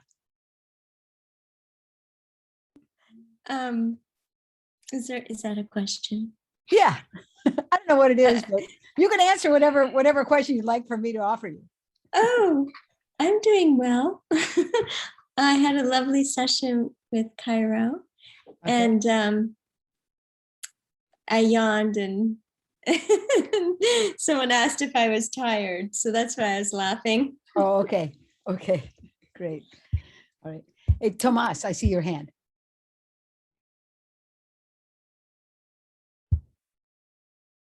Unmute. There we go. There we go. Yeah, quick question. I don't know that necessarily there's an answer for this. It's just kind of a thought. It's kind of a wondering that we can maybe all think of, or that comes to me often is, so there's on the one hand, letting someone have their experience is obviously very important. And on the other hand, noticing the way someone uses language to describe their experience can be a helpful way to have like a window into like how they're relating to their experience, how they're relating to their body. And so I have found sometimes an individual will refer to their body as the arm, as opposed to my arm or my leg, the shoulder. So that's kind of a curious thing for me, because on the one hand, I feel like I want to encourage them to own their experience and own their body part. And I'm aware that at the same time, there may be a reason that there's maybe a reluctance or just automatically there's that tendency to be distanced from that body part or their bodily experience. Right. And that also comes across when people say things like, if asked to describe their experience, they might say something like, I'm going to just make something up, but something like, it's like you're running, like your heart's pounding, like they're describing their own experience of their heart pounding. So I'm wondering what your thoughts are on that, because it's kind of, I don't want to give them words and sway their experience by using my words. And I also want to encourage them to really own their experience. Right. So the last language was it's like they're running. Was that what you said? If somebody who uses your a lot, right. So that was it's like you're running to the grocery store or something like that. When what they talk about themselves. Right. It's like I'm running to the grocery store, but then they say it's the general you out there versus their own experience. Right. So I think what I would feel called to is to say, so as you notice that image of you're running to the grocery store, what happens inside you? Yeah. What do you notice as you have that image of someone running to the grocery store, or this being like that? Just see if you can't bring it back to their own experience, or the arm. So as we're with this arm, what do you notice as we're with this arm? So you're kind of using their language, but at the same time you're encouraging some slightly deeper sense of connection, relationship, embodiment of it. Yeah. Okay. But not going so far as to negate their language. Exactly. Right. Because then they'll feel judged or shamed or maligned or something. Okay. Yeah. And exactly. That's not what I want to do, obviously. So. No, right. Yeah, really thoughtful question. Thanks, Tomas. Okay. Well, my suggestion, since we've just got, I guess we go till, we have a good chunk of time, but I think what we should do is we should go ahead and take a break. Let's take a 15-minute break, give you guys, and that'll be our transition to our last little chapter, which is the work with the diaphragm system, which is, I want to make sure that we have plenty of time to give you in your sessions for that, because you're going to need a little extra time. So I'm going to kind of hustle us on just a little bit here. So go ahead and get your break and come back fresh and ready. We'll give you 15 minutes, which will take you till 20 past the hour. Okay. And then hey, while we're taking a break, could I just ask, so many people ask to be observers, and I'm not clear how many of them want to be observers for both and who are maybe willing to be participants next time. So could everybody that wanted to be an observer again, please let me know. That's great. And we'll make that same announcement, because I think maybe a couple people have already popped off. So let's make that same announcement when we come back. Great, thanks. Or put it in the chat to everyone or something like that. So, I'll do that too. Thanks. Yeah, great. Okay. So see you in about 20 minutes.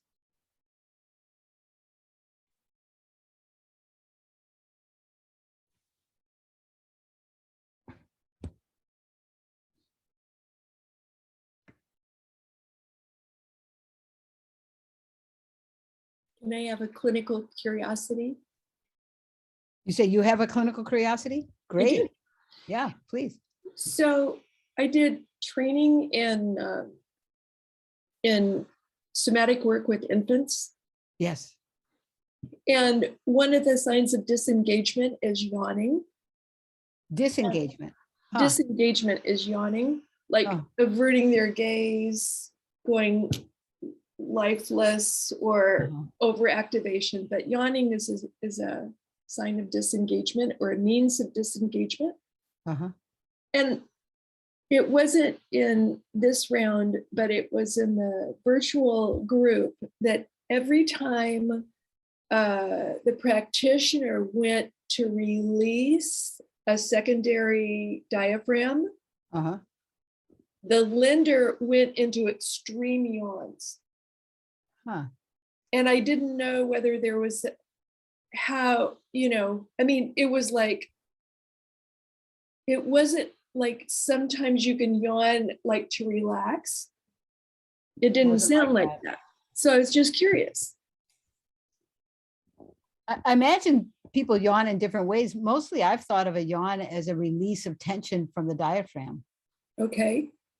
So I haven't thought of it as a a checking out kind of phenomenon. Yeah. Or maybe it's different in infants and adults. I don't know. It could be. That's pretty much my curiosity, because at each diaphragm, all four got 60 seconds of Wow. Wow.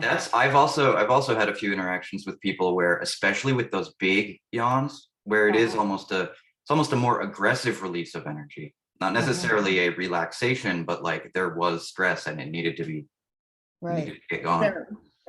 It didn't sound relaxing. No. It was something else, but I have no idea what it was.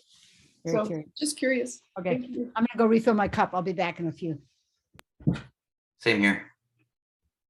I have a clinical question. I'll have to wait, but it's really interesting. I have 2 seconds. I have a client that in utero, her mom went into a coma while she was in the sixth and seventh month. Wow. And she's severely bipolar. And it happens every 3 weeks. She goes one way or the other way. And I just wondered about touch. I mean, there was a sense of lack of, just what do you make of that? I mean, oh my God. I thought I'd bring it up, but it's not relevant, but I don't know if, for 2 months. For 2 months. So why was the mother in a coma? She had a heart fibrillation. I mean, she died when she was a young child. The mother died. So she had a heart condition that occurred while she was in utero. Anyway, I just, how do you, we went back into that very gently, but what do you do with that? Wow. Right. Yeah. Anyway. Yeah. Curious. I'll be interested to see what the boss says. Yeah, we'll see if there's time for me to even ask, but I think it's maybe interesting. Yeah, absolutely. Yeah. I'll see you later.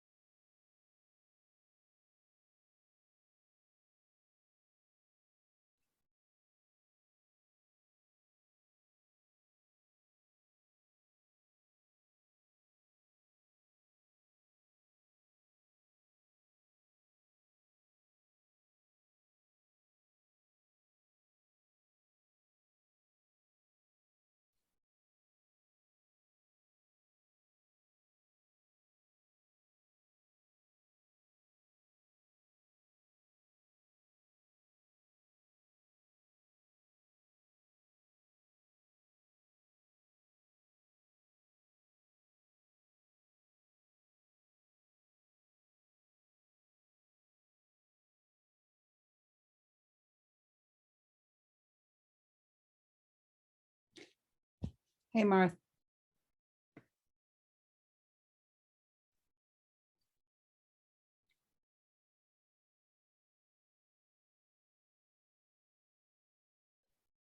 What a beautiful, beautiful weekend. Yeah, yeah, yeah. And I'm not as tired as I've been some other times. So that's good. Good. Yeah, it's been great. Hello, Aaliyah. Hi, how Nice are to meet you? Yeah, yeah, all is well. All is Yes. well. Yep. This is wonderful. Thank you so much. Oh, I'm glad. I'm glad you find it to be so. I think it's Wow, pretty it's wonderful amazing. too. This is the best CU course I've ever taken. This is pretty amazing. Aaliyah, Thank you. thank you. Wow. Hey, are you going to be in the virtual class or are you going to be in the Ojai class? You know, I really would love to be in person. Yeah. So I just, I do a lot better in person. Yeah.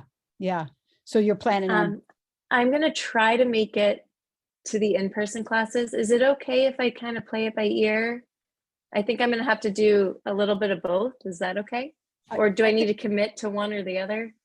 well, I think there's some value in anchoring with a home cohort Okay. because Okay. there's shared experiences, there's shared Okay. relationship. It gets deeper, as you Okay. go along. It's pretty rich and becomes even more wonderful. Okay. But that said, the online cohort is always there as a Okay. I'm going fallback. to try to I'm going to try to commit to the Ojai because Great. I mean I do okay with the online, but It'd be I more just fun. Yeah. I feel like I don't I have a harder time participating in the discussion online. Yeah. Yeah. Yeah. So okay, great. But I've really this group is just really brings so so rich. much. Yeah. And I would really like to participate a little bit more with that. I don't know, there's something about being on camera that I just have a little bit of, Yeah. I don't know what it is. Well, almost half of this group is going to be going to the online. Okay. And half are a little bit less than half actually are going to be in Okay. Ojai as it stands right now. So Okay. Okay. Well, I think it just happens that I have a good friend who just moved to Ojai, so it might be a beautiful, a beautiful reason to go visit her. Great. Every couple months. So yeah, it might just work out really well. How far do you have to travel? I mean, it would be an airplane flight. Okay. But but it's also a good boundary thing. I have a 3-year-old who I'm very we're very attached. Of course, it'd be a good good time for my husband to take him. And let them cultivate their relationship. They can cultivate some more daddy son times. Great. Yeah. Leave the boys to drink root beer and walk around in their own. I have to admit, it gets a little distracting too, because he's been a little bit in and out too. Right. Oh, right. I imagine. Yeah. So we're doing that warm-up exercise this morning, the breathing exercise, and I had a little hand holding my LI channel. It was very sweet. So, it was really cute. Great. A little extra chi boost. So. Yeah, totally. But great. This has been really wonderful. Great. I'm glad. Thank you so much. Elaine, I have a question that I don't know would be relevant for this class at all, but I have a client who, when she was in utero in the 6th month and 7th month, her mother went into a coma for 2 months. And then she had a heart condition and she passed when the child was, I don't know, 5 or 6. And she's severely bipolar. And I just wondered what level of work, I mean, would the skin or the, where do you even begin with that? Where do you begin? Maybe we should talk offline. Okay, great. That's why I thought if it was relevant for the class in some way, great. And if not, we can. Okay. I just want to be sure that we have such wonderful conversations this weekend, but I do want to be sure that there's enough time to do the diaphragm work. Oh, yeah. And people have enough time for that. So I want to kind of tunnel my vision just a little bit, but I'm happy to talk with you about her if you'd like. Thank you. Okay. So are we due back? Were we due back at 25 past or 22 past? I don't know. Are we all due back? now. Right now? Okay. Okay. Elaine, do you have a sense of if the Silver Spring cohort will be in person or not for December? You're going to get a, you're currently registered for this Silver Spring online or in-person cohort, aren't you? Yeah. Yeah. So you're going to get a survey and a letter, maybe tonight, maybe tomorrow. And we'll together make a decision about the December class. Okay, great. Yeah. It's not a simple answer. You know, it's not clear. To me, it's not clear. So we just have to get everybody's thoughts and reflections and comfort levels and stuff like that, and then make an assessment. Okay, great. Thank you. Yeah. I know that's the question that's on the tip of everybody's minds. And actually, maybe are we almost all the way back?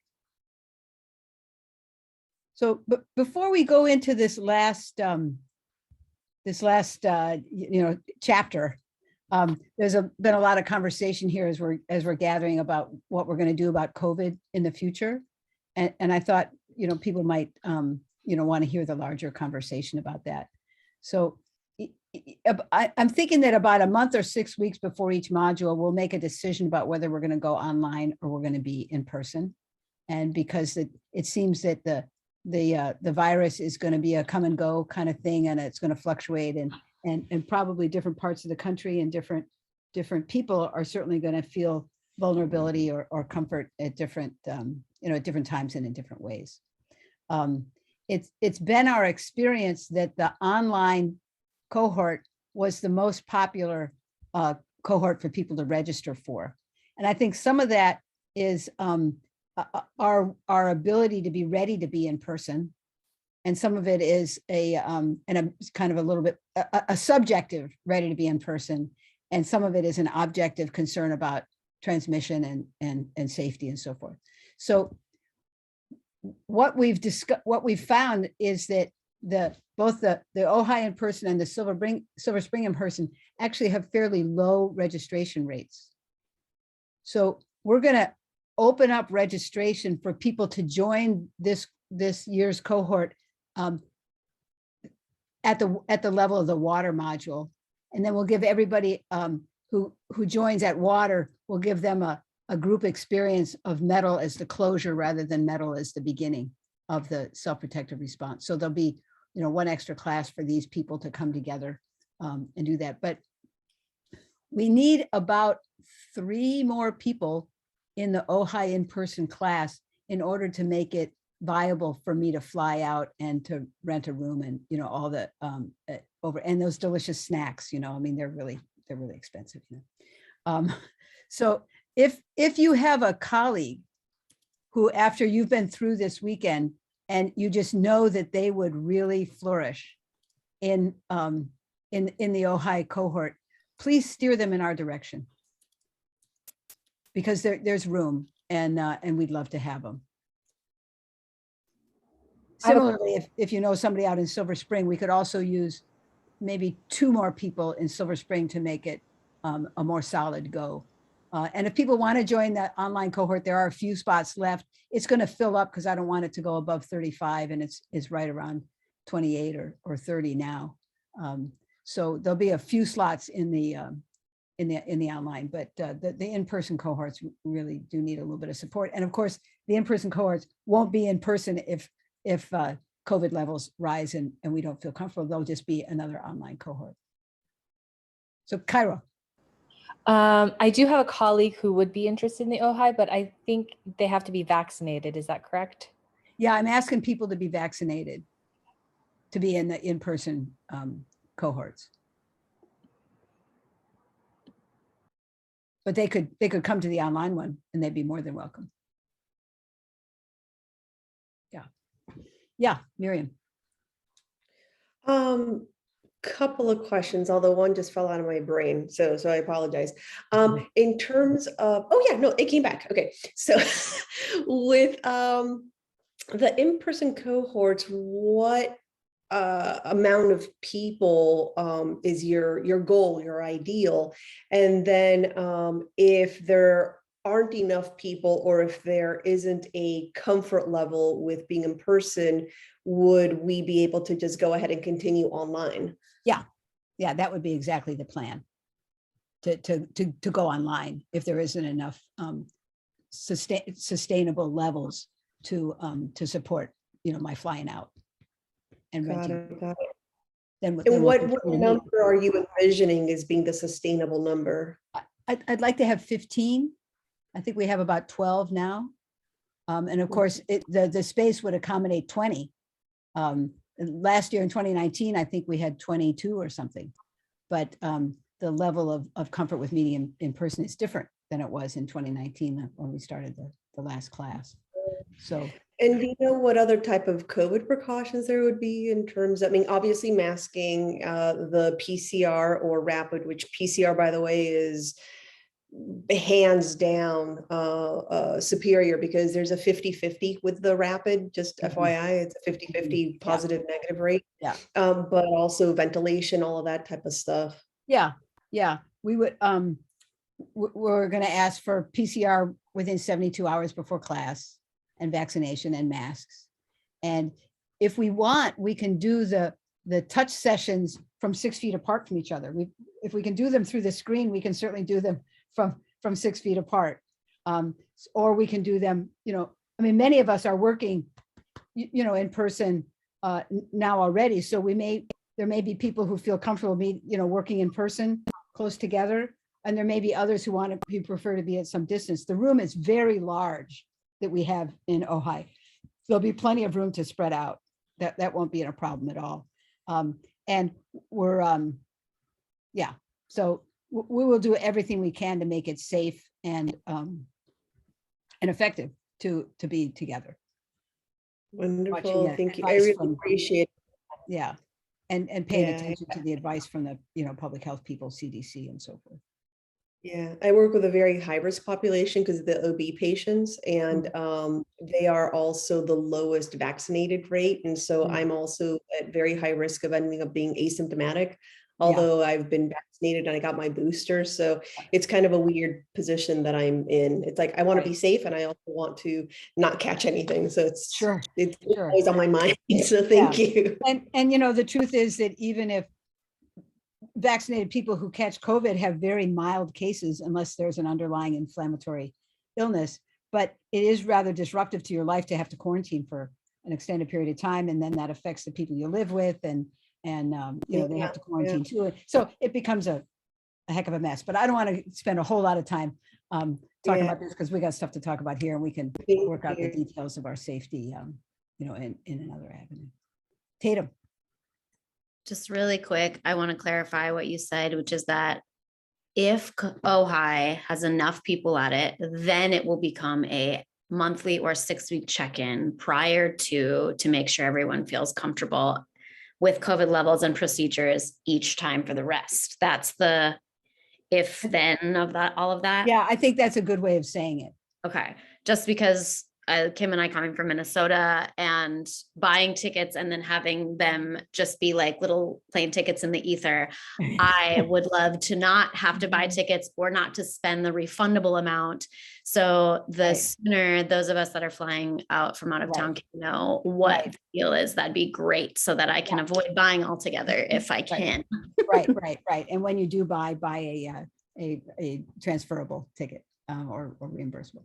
Yeah, we definitely have that in mind for people who are traveling, that we need to make decisions far enough in advance in order to accommodate things like renting an Airbnb or renting a hotel, as well as airline travel. So definitely want to be respectful of that.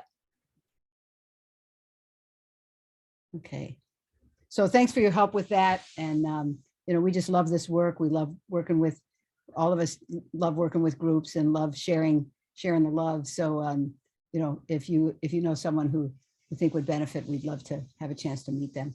there'll be some promotional material that'll come out this week, and you can share that. Okay, so let's go over to the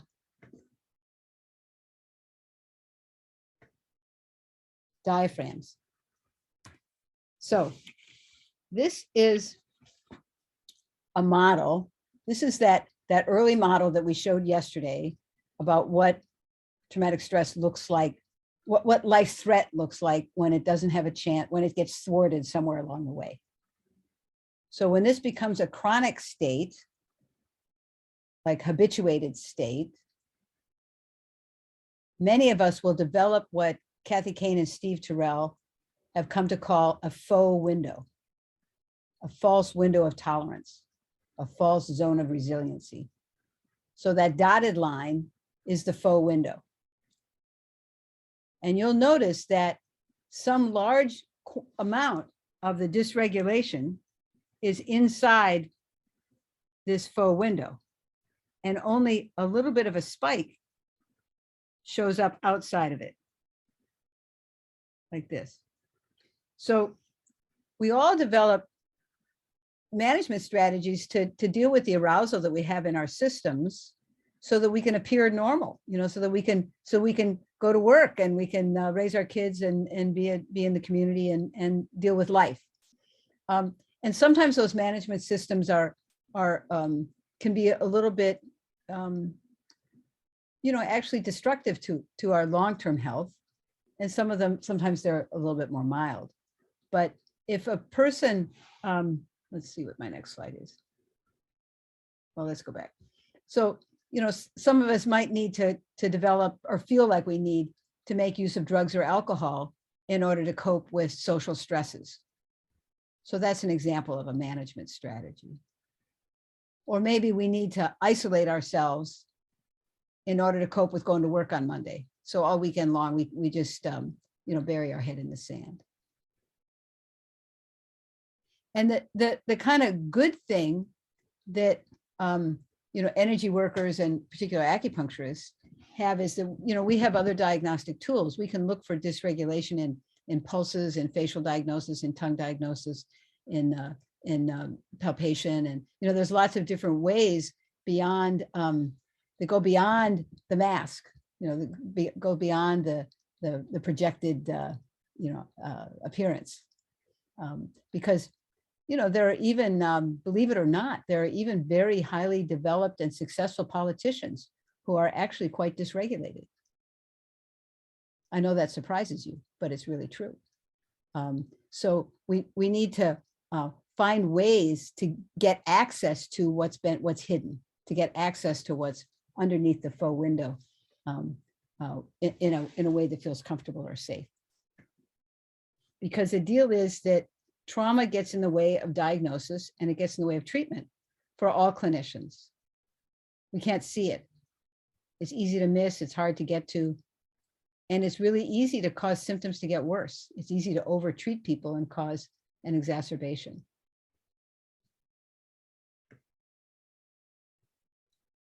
We may be able to see the tip of the iceberg, the tip of the dysregulation, but there's a lot underneath the faux window. So isolation, anxiety, addictions, obsessions, all these things are management strategies.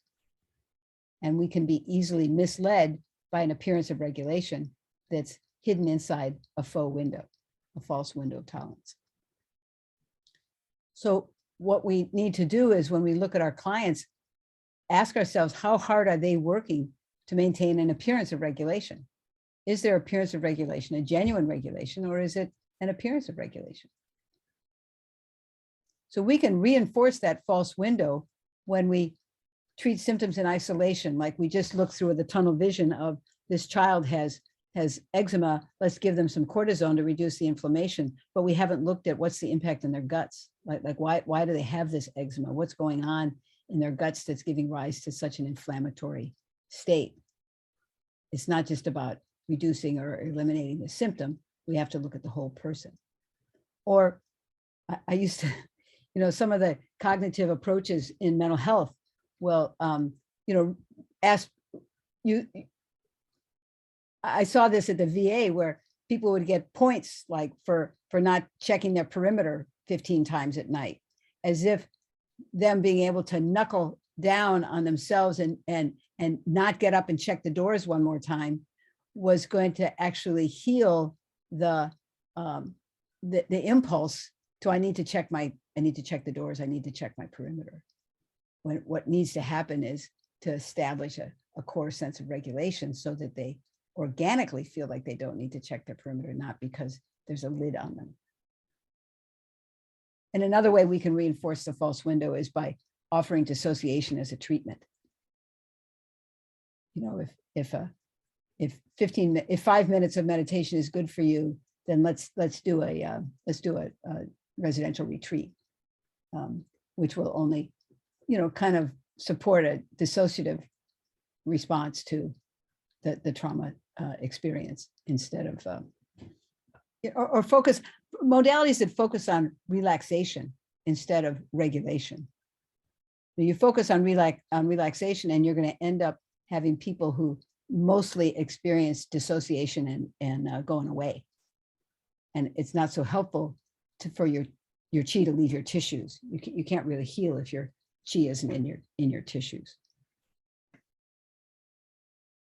So the diaphragm system is a system in our bodies that is a place that contains high affect.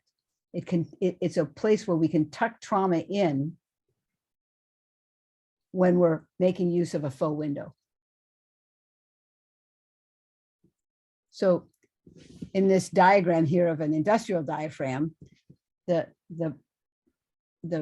piston goes down and blocks the flow through the channel.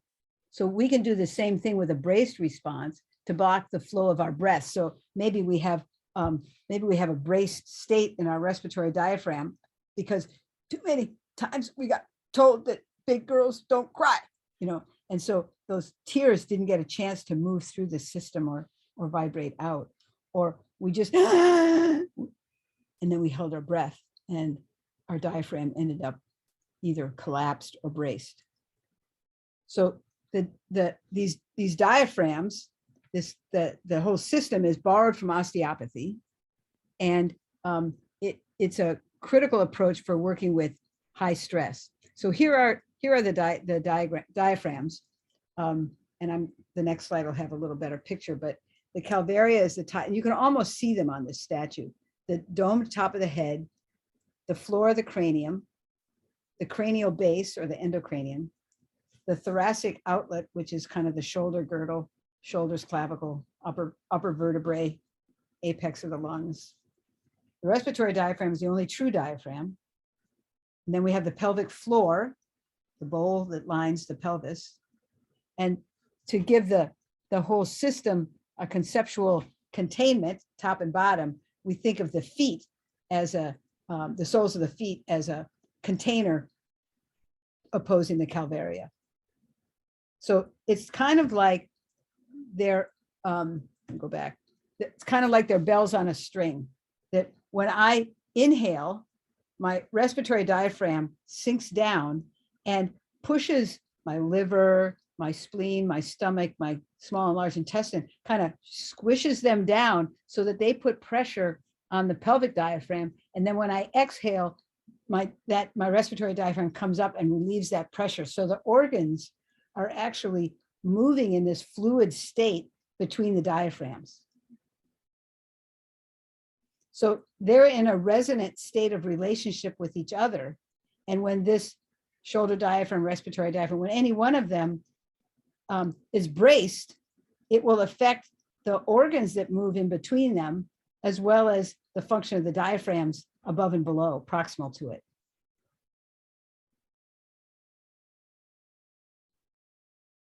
So these are the primary diaphragms, the ones that are in the torso. Then there are also secondary diaphragms, a secondary diaphragm system. That I think of the primary diaphragms as being kind of primarily related to, in some ways, to the metal because of the central role of the respiratory diaphragm and the breath in moving all the diaphragms. But you can always think about the organs that are being contained and held between a pair of diaphragms and choose them, whether your person is constitutionally a metal or not. Like you might use the diaphragms on the head. There are 3 of them for a person who's had a head injury, for example. You might actually use the shoulder diaphragm for someone who's had a head injury because you want to work a little bit distally because it's too charged to go straight to the head. And by this diaphragm having a chance to move up and down, it's actually going to stimulate some more gentle movement up in those diaphragms up in the head. Or you may want to work here at the shoulder and direct your intention through the respiratory diaphragm and down to the pelvic diaphragm, so that you're working distally because it's too charged to work locally on the pelvic floor. But you can work with your attention on that dynamic that's transmitted through the diaphragm system from the shoulder diaphragm through the respiratory diaphragm and to the pelvic diaphragm. And for those of you who are acupuncturists, you can also use a needle or 2 near one of these diaphragms to be a 3rd hand.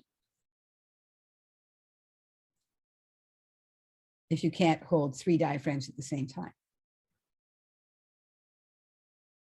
And you can always use your intention and direct your attention, and always tell your clients, so now I'm going to bring my attention to your pelvic diaphragm. I wonder what happens when I do that. Don't intrude or invade in someone's body without their permission. It can feel like you're just a little too intimate.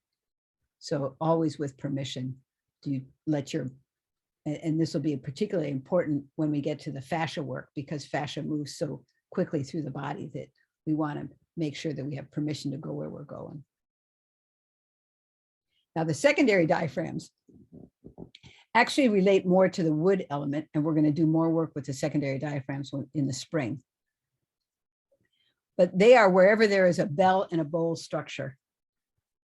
So that means all the joints from the metacarpals, the metatarsals, the wrists, elbows, knees, everywhere where there's a bone that meets a bone and it's held in place by tendons and ligaments that create a structure that holds them together, and there's a spacer between, there's space between.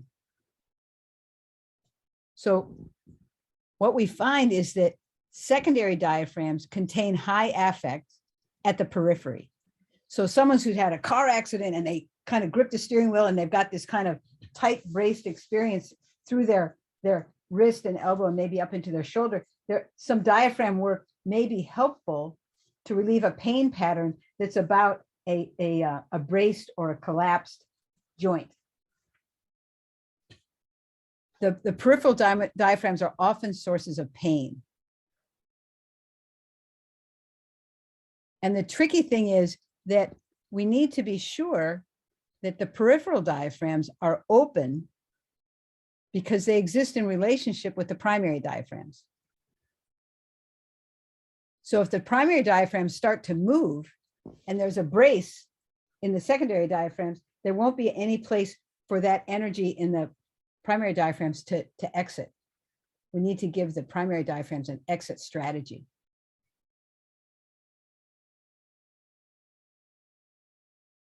A capacity to move in a vibrational way. So we're going to work primarily, I'm going to recommend that we work primarily with the respiratory diaphragm. Some of you may find that your partner is more comfortable with you working with the shoulder diaphragms, and that's absolutely fine. I don't recommend that you start with the pelvic diaphragm or the cranial diaphragms. That someone who's had a head injury or early trauma, there can be so much arousal in the cranial diaphragms that it's just too much to go there early on in treatment. So I think in terms of the context of the metal element, that either being above or below the lungs with either the respiratory diaphragm or the shoulder diaphragm is going to be best. So in this picture here, the orange part is the respiratory diaphragm. It separates the whole, the juicy guts from the heart and the lungs. It can hold very strong affect, and it can hold very big trauma memories. For some people, for some children in particular, holding our breath is better than experiencing the terror of a life threat. Kim, please. Go ahead. Could you talk a little bit more about what you mean by affect? I don't think I fully understand what you mean when you say that it holds a strong affect. High emotion, like like profound fear, rage, anger, terror, all that kind of big emotions. Got it. Got it. So affect as like the, yes. Okay. The emotional meaning of the word. I The understand. emotional meaning of the word, yeah. So it's affect, not effect. Yes. Okay, great. Okay, Thank you. yeah, sure. So when we constrict in this respiratory diaphragm by holding our breath, that constriction ends up getting transmitted through the whole body, through this system of diaphragms.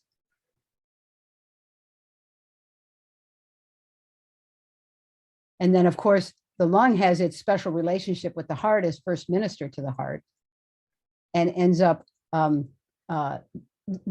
experiencing the contraction in the respiratory diaphragm along with the lung. Tara, go ahead. Is this holding and contracting and bracing where people might start to experience the reverse breathing? They might. They might. They might. Yeah.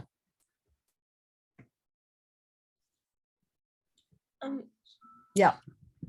Elaine, is it possible, before moving away from the diaphragm, like if there's been either a medical intervention or some kind of direct injury to the diaphragm medically, such as like, I think of defibrillation, how it's such a trauma for many reasons, but also the acute constriction of the defibrillator, how it kind of squeezes. So I'm wondering, in terms of working with either medical injury or some other kind of injury to the diaphragm, do you change your approach? Because you've been talking more about bracing and how that can. Right. Barbara, I know you have experience in the emergency room and the ICU around, problems with it, with ventilators and so forth. I wonder if you have a comment about Alexandra's question. If I might. Hi. Hi, Barbara. Hello, Alexandra. So you're pals, huh? Really, yeah. Nice. About I don't treat it any differently when I've worked with people who have been cardioverted or had that experience. It depends on what I'm feeling when I lay hands on, and I have not done that work with anyone online. But I have only done it in person. So it hasn't come up in the online when we've been online with folks.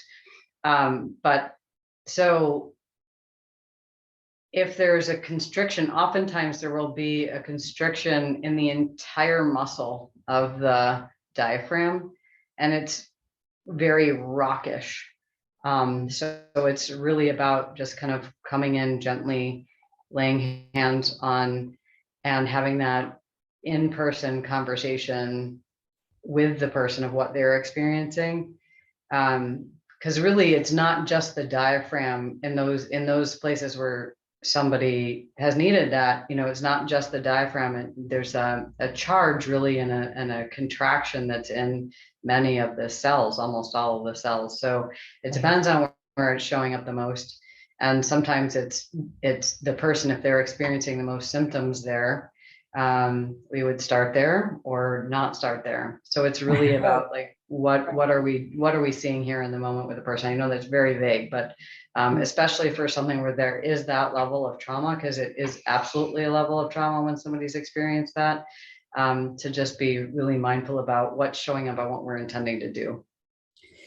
Yeah, and having the construct of the diaphragm system will allow you to work distally when there's too much charge in the, Yes. in a place where the money is. Yeah. You might even work with the soles of the feet. in order to be far enough away from this experience of collapse or rock here in the respiratory diaphragm. For any kind of fragility or a lot of discomfort or whatever we want to call it, in, trauma activation freeze in the diaphragm, I also really like an elbow, right? Like it's actually right there if the person's laying down, and it can be a really lovely experience to kind of work with the elbow itself as its own diaphragm joint system. And then just the proximity of then curiosity of like, okay, my hands are right here, we're working with this elbow and we're right next to the diaphragm. How's that going for you? Right. Right. And that can be a really nice way in. We can then also go to the more global with the joint system, or with the diaphragm system at the joints from the elbow, and see how that has an impact on the diaphragm. Right, right, right. Cool, cool. And I would also add that the lung and colon pathways are coming right through this region. So on an energetic level, maybe when you work with their elbow, you're also working with their lung.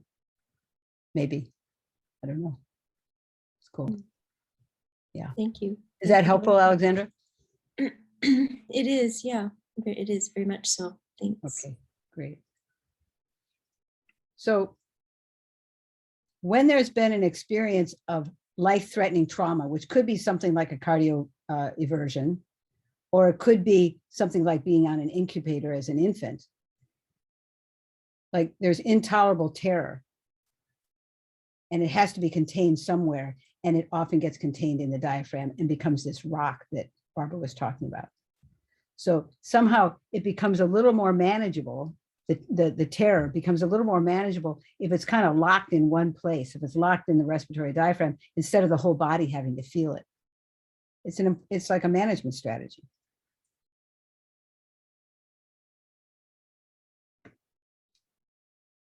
So here is another depiction of the central diaphragms, the core diaphragms, and their relationship going down the body. So when we work, our goal is to allow the sense of shock or the disturbance in any one diaphragm to let it mobilize and just to let it have that curve where it comes up and it goes down. It rises, but not too far, and it disperses. So we want to work with one diaphragm at a time. You'd rarely work with more than two, often just one. You always work with them in relationship to each other.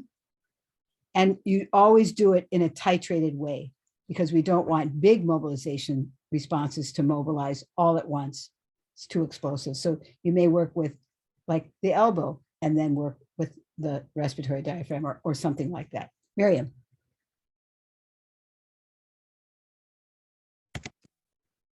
There we go. Sorry. In this image, the central canal, I'm assuming, is a spinal cord. Is there an aspect also of regulating or circulating the CSF? I suppose indirectly. I'm sure there are some craniosacral therapists here who would have comment about that. The one curious thing that I think about is that the respiratory diaphragm attaches at T12, right at the base of the rib cage. And right.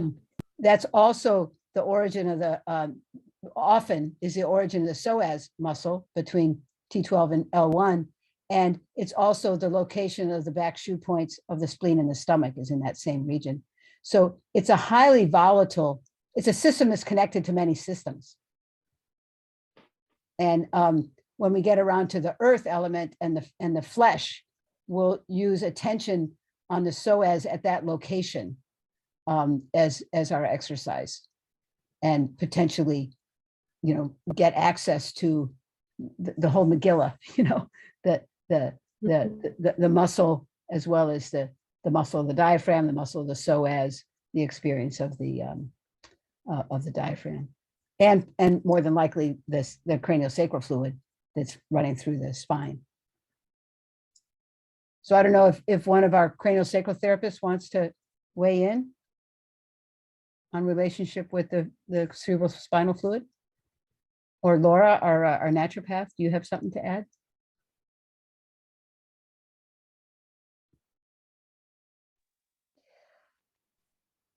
What was the exact question? Like what might be the relationship between working with the diaphragms and the cerebral spinal fluid and this running through the spine?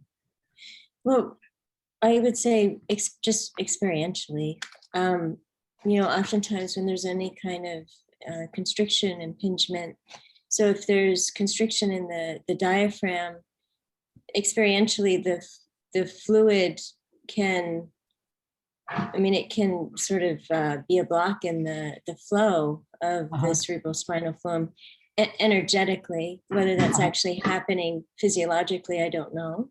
Right. But I think anytime there's fulcrums or impingements in the system, you can feel it experientially in the fluid tide system. Right. Everything's connected, in other words. Yeah, absolutely. Right. Great. Thank you. Tatum, please. The way that I learned it and use it in practice is, which I'm interested to see if this is what you kind of show us how to do this later, but sometimes to check for those constrictions that might occur energetically, there's a little bit of pressure that is, I have it turned up. Okay. There's a little bit of pressure that is applied, very subtle, like maybe not even palpable, to very gently kink the hose in a way so that then when the touch is released, there is greater or better flow, which has the area that we're talking about. I think in lots of parts of the world, but in the Midwest specifically, we love to just like push things down and not very verbal. And when things are hard, like socially or culturally, the white folks that I know anyway. And so we like press this down. And so the amount, whenever I hold this diaphragm, I'm often, I don't feel like I should be surprised anymore, but the amount of heat that leaves the body when felt here is wild. Interesting. So I'm gonna recommend a slightly different approach. Doesn't mean you have to adopt it, in your practice. But for today here, I just encourage you to try this approach, which is just attention, just mindful attention, and see how the body works with your presence and your attention to restore its own regulation, rather than doing that little bit of pressure. I'm fascinated by what you're talking about, but we're just going to do it a little bit different. Is that okay with you? Yeah. And I'll be curious, maybe next time we meet, you'll have some thoughts or reflections about when I do it this way and when I do it that way, and what seems to work better and what your experience is, so that we can learn. Okay. Great. Okay. So yeah, so we got this. Got that. What? I'm going the wrong direction. That's why I can't get out of here. Okay, here we go. Okay, so if the diaphragms are clamped closed, like if they're like a rock, then we know that this person is managing something really big. We also can appreciate that this was a physiologically brilliant response for them, that their body is serving them by containing this sense of overwhelming shock. They will likely be compressed and tight, both physically and emotionally. They're more likely to have a lot of muscular pain, and it becomes even more critical to open the diaphragm slowly. Titration is going to be really important because there's a lot stored in that diaphragm, that clamped down tight diaphragm. Some people will have a low tone. They'll be more like oatmeal in their diaphragms. This is a relatively more dangerous strategy compared to high tone. The impact is about the same, block sensation, in this case by being mushy. With the high tone, it's block sensation by being blocked. So this person is more likely to develop something like early onset diabetes, metabolic syndrome, really deep organic medical problems, metabolic syndromes. And they will be challenged to hold tone in their musculoskeletal system as well as tone in the function of their organs.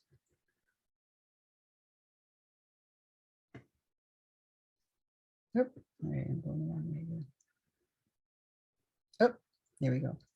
So our job, more than being 100% accurate in the physiology or the location of our touch, our job is to be coherent with them and to cultivate our skill in recognizing movement towards coherence and movement away from coherence. So where you place your attention and your intention is more important than where you place your hands. And if you find yourself occasionally going away, like in your mind, like you start thinking about the dynamics with your child or your grocery list or something,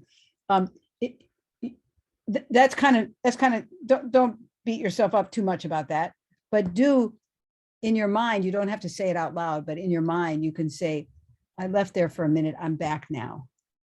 And their body will know that you've come back. And the repair, like repairing attachment, like helping someone cultivate a secure attachment is more about the repairs that you make, the quality of the repairs that you make, than it is about never making an error, because you're never going to never make an error. So finding ways to come back when you leave and being in integrity and relationship with your lender, with your client, so that, for example, if they say, it sounds like you have a hoarse throat, and you say, oh no, it's fine, I was just yelling at a concert last night, but really what's true is you have a cold. It's way better to say, yeah, I've got a little upper respiratory thing, and but I think I can give you a session. I think it'll be okay, but you're right, I'll get a lozenge to suck on. So you don't want to deny them what they have come to know with their own interoception.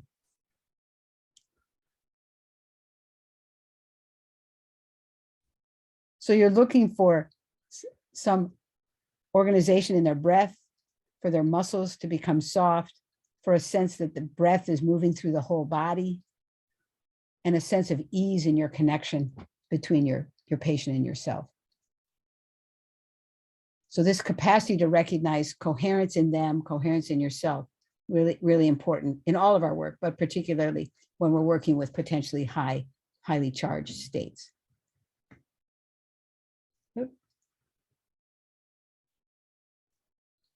So if the secondary diaphragms are not open, when the internal diaphragms, the primary diaphragms, do open, it can look kind of explosive in the limbs, like that. There's a lot of stuck energy in the limbs potentially. So if the system is highly braced, you may want to use the secondary diaphragms first. Invite the bracing to let go a little bit and watch what happens in the whole system.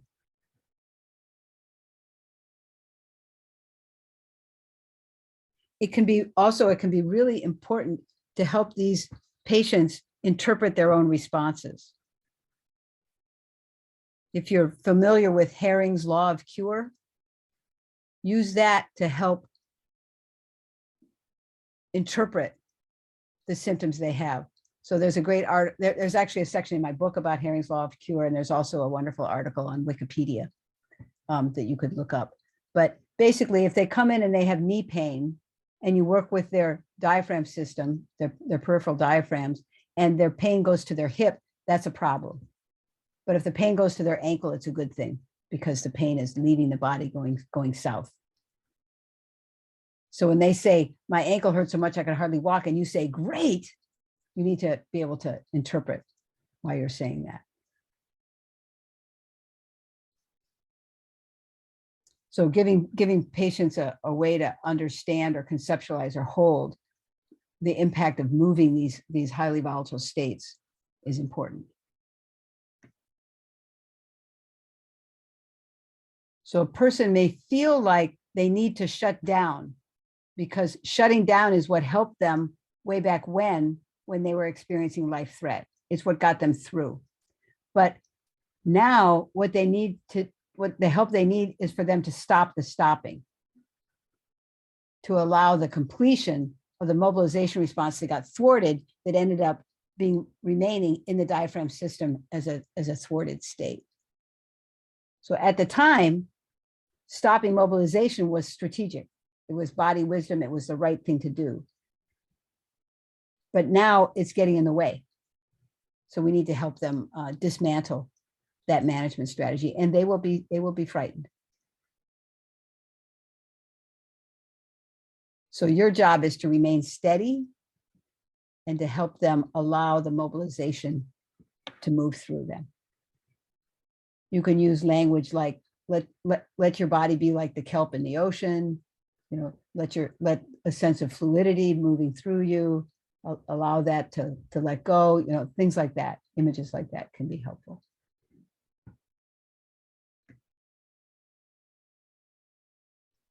So they need to stop the stopping. We need to move the bound energy out to the periphery, one step at a time. They may need to mobilize an action, kind of like Trisha did this morning, you know, where she mobilized her feet. Maybe even more, have more movement in it than Trisha did. Need to titrate that desire to move. And as the diaphragm system opens, it can create openings in the musculoskeletal system that can affect particularly chronic pain patterns.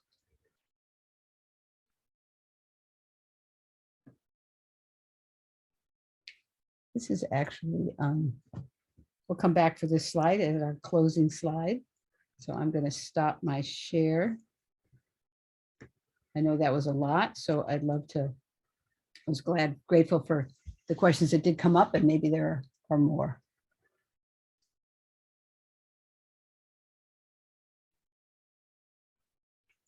Tara, please. So anatomy and physiology at school, we learn the primary respiratory diaphragm. And so I'm curious, the secondary, is this physiological, energetic, and or both? I would say it's both. You may not, it comes from osteopathy. So you may need to read an osteopathic text in order to get a, you know, an overview in terms of a textbook. And there are actual structures, bell in a bowl with a space in between. That space gets, if that space gets compressed, like by the jarring of an accident, you know, then that diaphragm is collapsed, and it needs to have an opportunity to open up. And with that visual, the thing that comes to mind is bursitis. Like, so it could be, might it manifest as inflammation in these areas of the body? Absolutely. Okay. Absolutely, inflammation. Thank you. And of course, I'm kind of keen on this dynamic of inflammation because it's so much a part of our world experience of COVID. And it's also so much a part of our world experience of climate change. And it's so much a part of our world experience of racial reckoning. And there are states inside ourselves and in the world that are all inflammatory, and they all feed off each other. And it has to do, in large measure, I say, with that dynamic when the mobilization response shuts down the guts, and the guts' capacity to create T cells and work with our immune system is compromised, and instead we get an inflammatory response. There's a wonderful book, if you're interested in exploring it, Inflamed: Deep Medicine and the Politics of Social Justice. You've read it. Yeah. I saw it on your email list. Right. I just did a talk on it with the American Education Research Association. It's kind of become a little bit of a passion of mine to understand the world through this experience of inflammation. And the role of like addressing climate change will affect the forest fires in the West, which are inflammatory responses that our Earth is having. So it ends up, it's a much more global exploration or interpretation of health and wellness to look through this lens of inflammation, because we can look at both social constructs and physiological constructs. Kim. Hi. So I am thinking a lot about the slide 58 that you shared in terms of considering how when the system is highly braced, and that release of energy may look like spasms or twitches or kind of movement in the limbs, and strategies for working on that. And I'm thinking about so many of the acupuncture patients that I have had who often tend to be those sort of, liver stagnant, a lot holding in that middle jiao space, tight chest, more shallow breathing patterns, where I feel like this space is already quite tight, though not always, right? But they often get these sort of twitchy things happening in their limbs as they're relaxing through their acupuncture treatment, either when I'm still in the room or while they're resting. And so, I'm often encouraging patients to kind of check in with their breath and invite this movement throughout and bringing their attention to that. And I'm just curious if you've made a connection between that sort of bracing in the diaphragms and that sort of phenomenon with just an acupuncture treatment where we're not necessarily specifically thinking about the diaphragms and what right, but we are moving energy, right, of moving course, energy right? against something that's braced or tight. It's gonna try to push through, especially if it's stagnant liver chi, which has a little bit of push to it. Yeah. So I think you're onto something. Yeah, well, and I'm thinking about this too in the context of thinking about like, what it looks like to treat those secondary diaphragms with like an acupuncture approach, as opposed like a more distal approach, as opposed to being like, oh, we're going to go right for like, lung 1, liver 14 and like, like entry exit points and just like go right for it there in that space, as opposed to maybe thinking about possibly a more distal approach with points, inviting that movement and also that awareness through the diaphragm. So it's very thought-provoking for me. Thank you. Good. I like how you're thinking about titration and clinical interventions, that you can work, you can work distally to, you can work proximal, you can work distal, and you can hold the whole system and intervene in lots of different ways. That's what I'm hearing you say. Yes, I think so. Thank you. Thank you for hearing me through my thoughts. Yeah. That's great. Okay, so I'm going to suggest we move forward because I want to make sure that you have plenty of time to do this work, and I want to do a demo. I would love to invite someone to be that demo.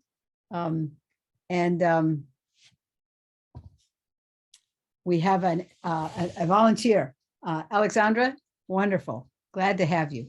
So let's have everybody else hide your video, and then hide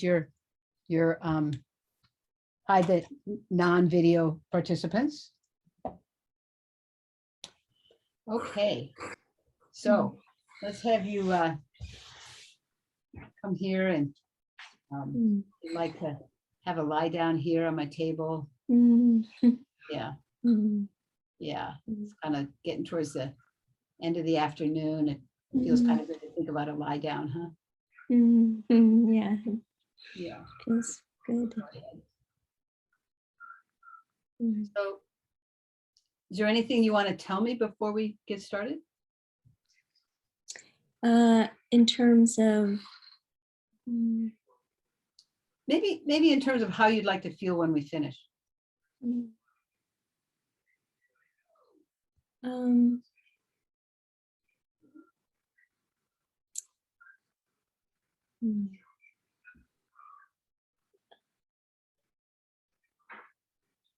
I guess increased space.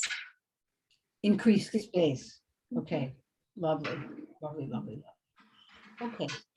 So let's let your head be right here and the back and yeah. And just give yourself some moments to just find yourself horizontal.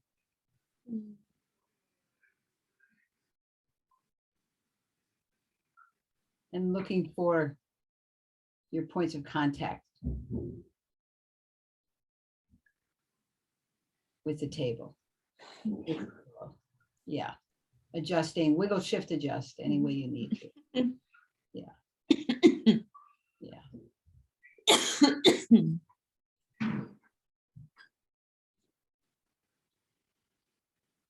There we go.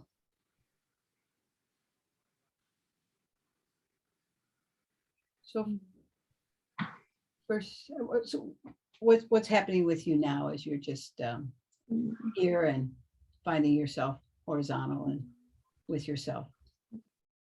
Yeah, I was just kind of tuning in this sort of solar plexus area.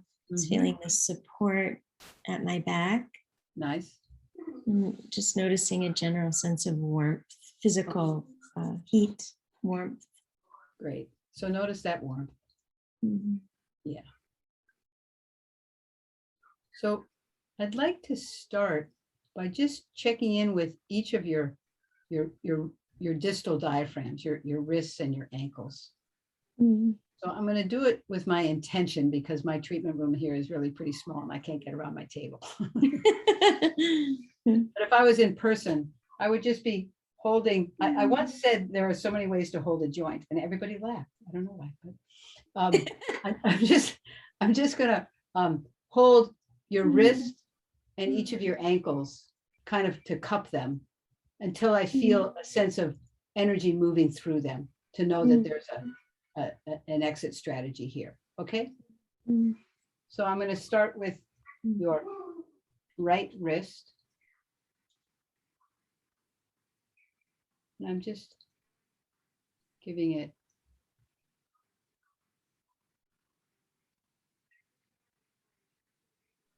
okay.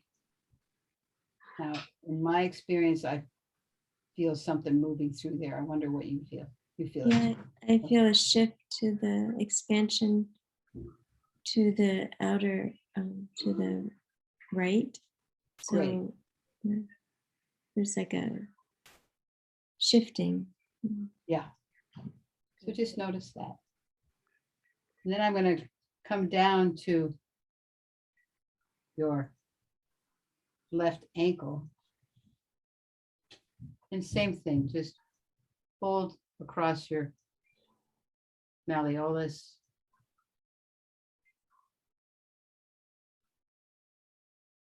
Looking for a sense of movement coming down your leg.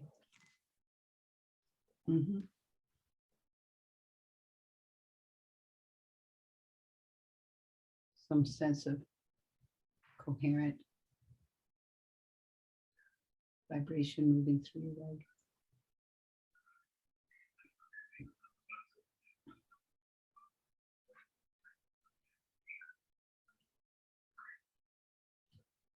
Got it? Okay. And now I'm going to go over to your right ankle.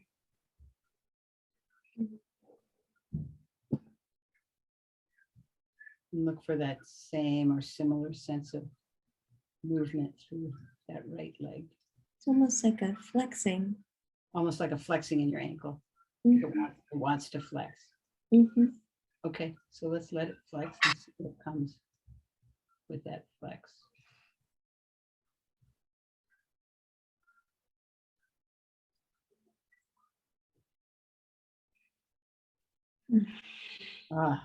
Okay. It's open. Okay. And then I'm going to come over to your right wrist.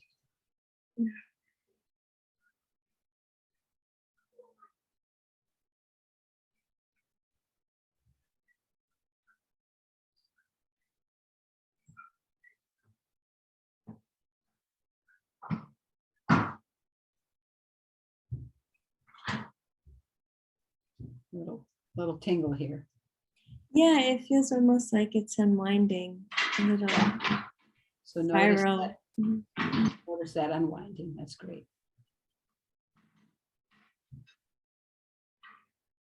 Okay. I'm going to take my hands away. Just let you just notice whatever you notice with that.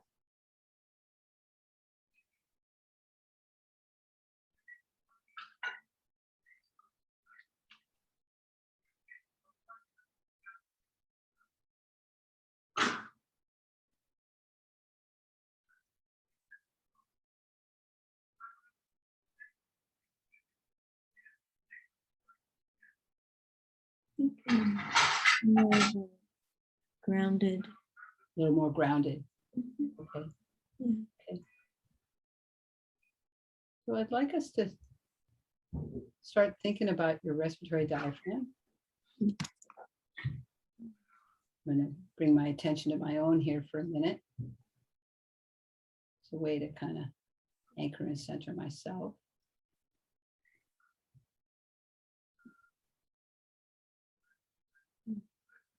And then I'm going to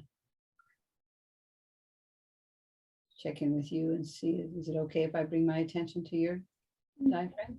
Yeah, okay. There we go. Yeah. And would it like my hand now? Would it like my touch? Yeah. Okay. Okay. So I'm just gonna rest my hand here on your rib cage and direct my attention to this massive and wonderful muscle. It's so strong and so important.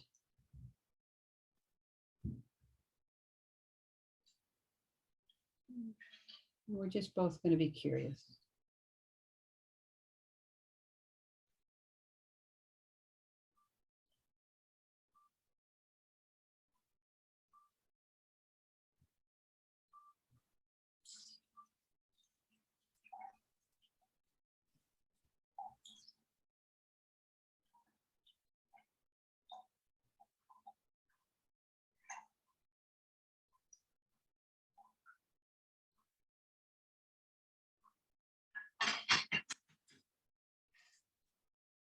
Yeah.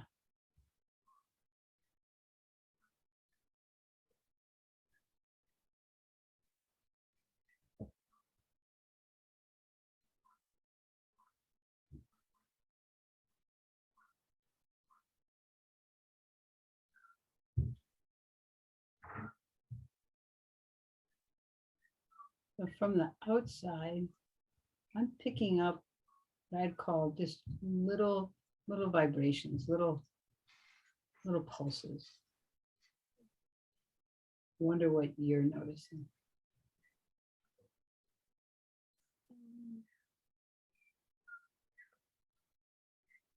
Yeah, it almost feels like the outline of the diaphragm is a little buzzing. Yeah. It's kind of a gentle buzzing, right? Mm-hmm. Yeah, very fine. Yeah. So And let's there's let it heat. be fine. Yeah. And some heat. Yeah, I'm feeling heat deep in the cavity of my, feels deep in the heat. Yeah.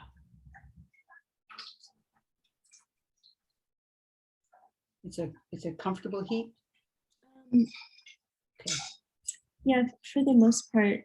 So just for the most part. For the most part. Yeah. Okay. So if it starts to get uncomfortable, I want you to let me know.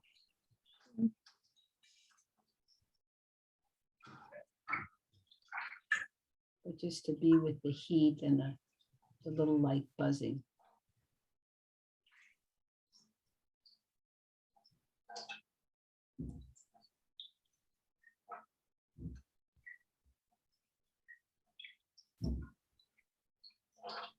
That's it.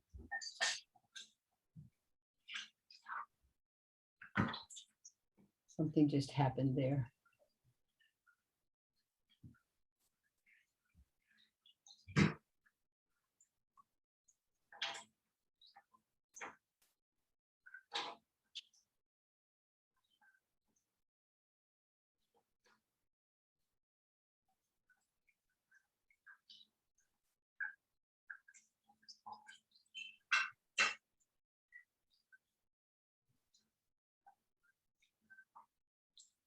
Just stay with that.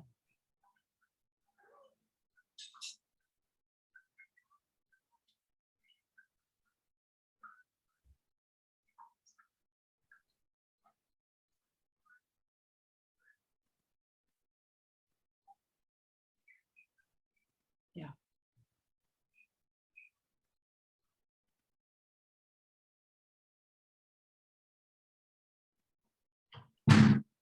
Almost as if my breath is like little skips. What, a little skippy. Yeah, yeah. Okay.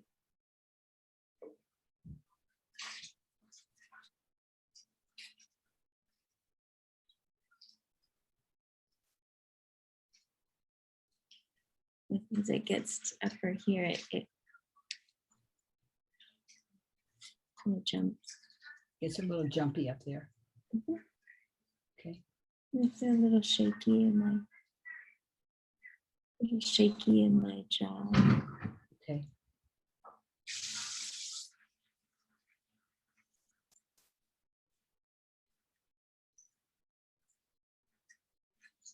Just notice that shaky. Let yourself be curious. Something might come next.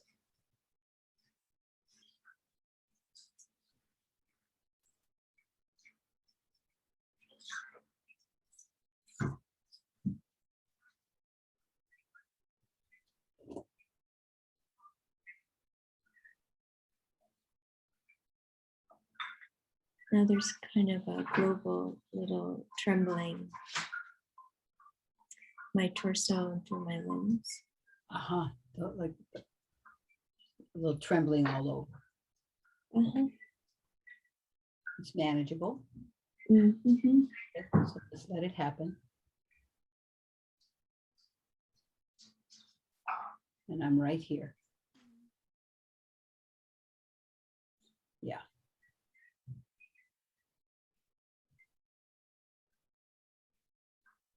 There you go. What came with that breath?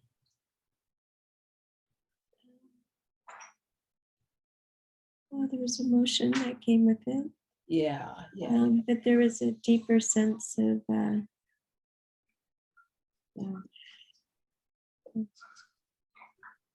sort of had a depth to it as I exhaled.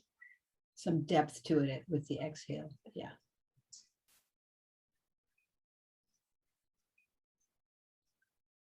And some emotion. Yeah. I'm aware of another wave of trembling. Okay. I'm right here. Just let the tremble move through you. Let it be like seaweed on the ocean floor, moving with the currents.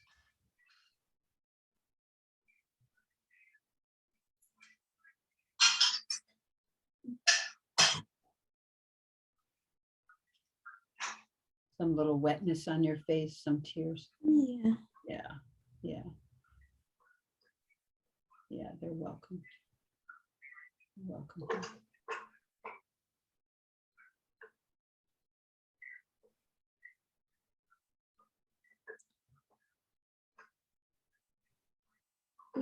Feeling that trembling sensation and heat in the cardiac area.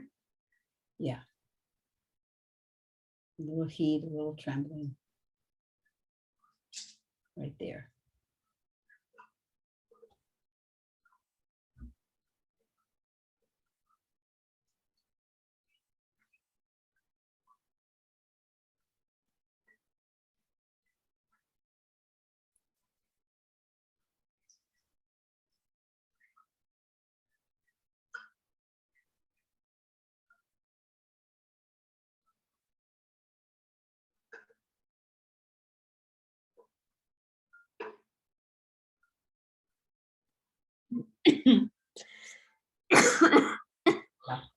Yeah.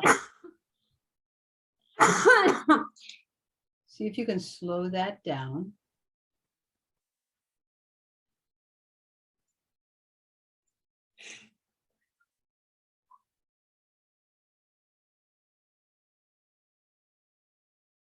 Yeah. Let your hands bring comfort. Yeah.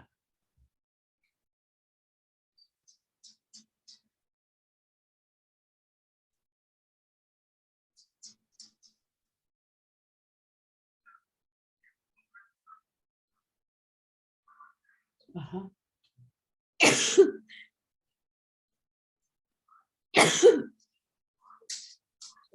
I'd like to shift my hand just a little bit up to your shoulder diaphragm. Would that be okay? Yeah. Okay, so I'm going to come up here to your shoulder. And I'm going to take the respiratory diaphragm one away for just a minute. You need some water.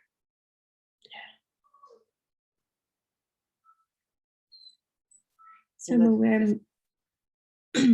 Both a minute to connect here. I'm on your left shoulder diaphragm.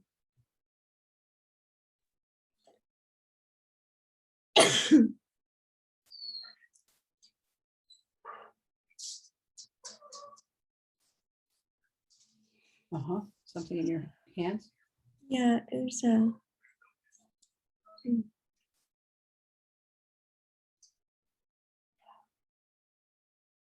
There's a lot of energy kind of cinched in my shoulders. Uh-huh.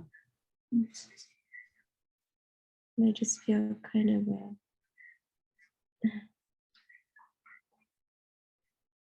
just an impulse, I guess. Yeah.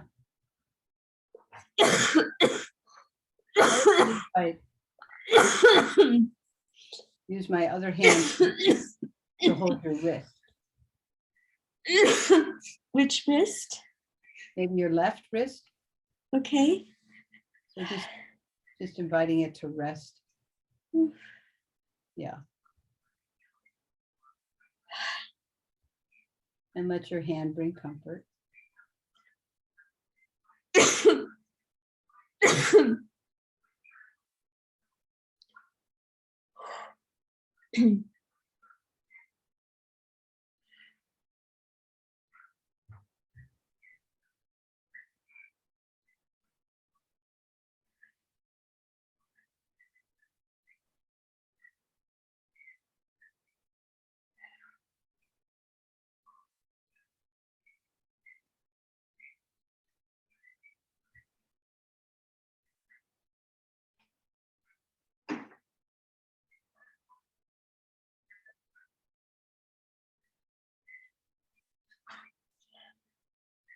Uh-huh.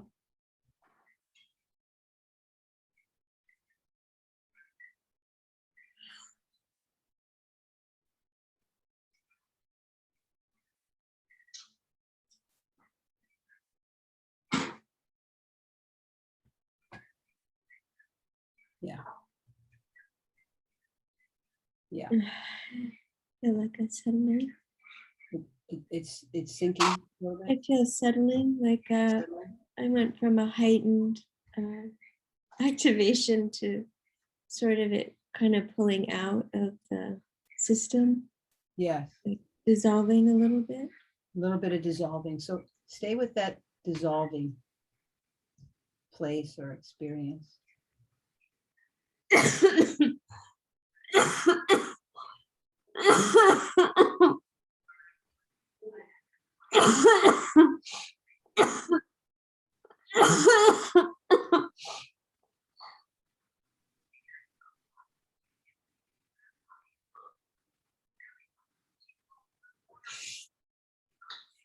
So I'd like to shift my hand again and have one on your respiratory diaphragm and one on your shoulder diaphragm.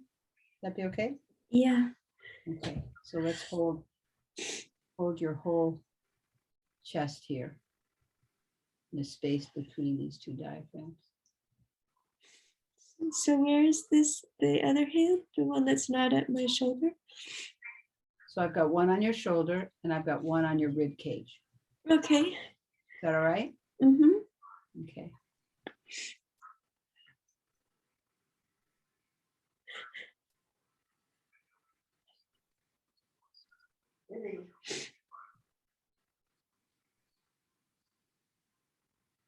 There's some emotion.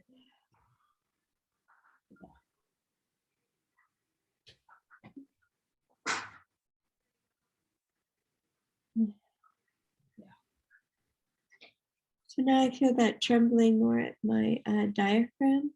So Okay. it's lower, A little bit sort of low. has moved down, and it's kind of heat. There's a lot of like burning heat. A little less impulse to cough. Yeah. Okay. So to notice the heat and then Sorry. okay.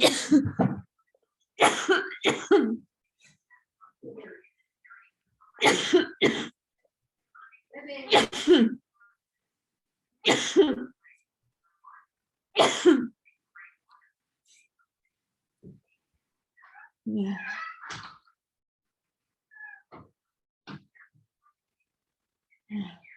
Mm. Mhm.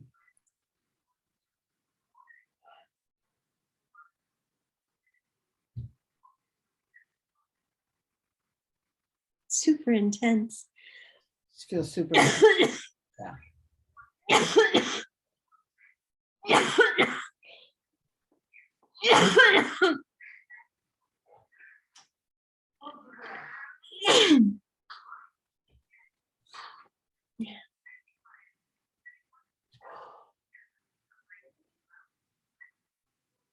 Wow, I feel the intense.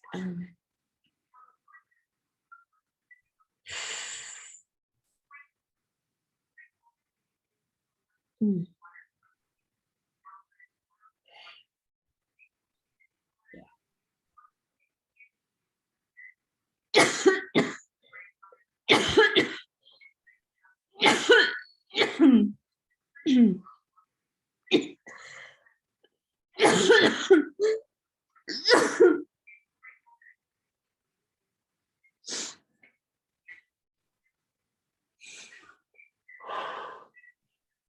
So when you experience the hand at your diaphragm and the hand at your shoulder, which one feels the most regulating to you?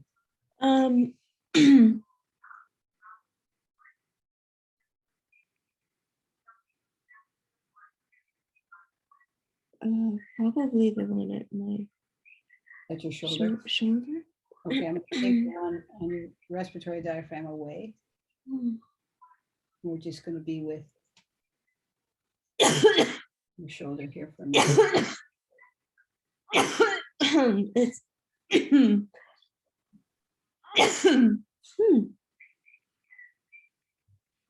oh,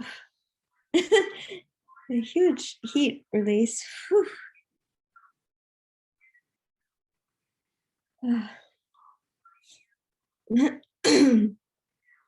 So let's let that release. I feel like I have something stuck in my throat. Yeah.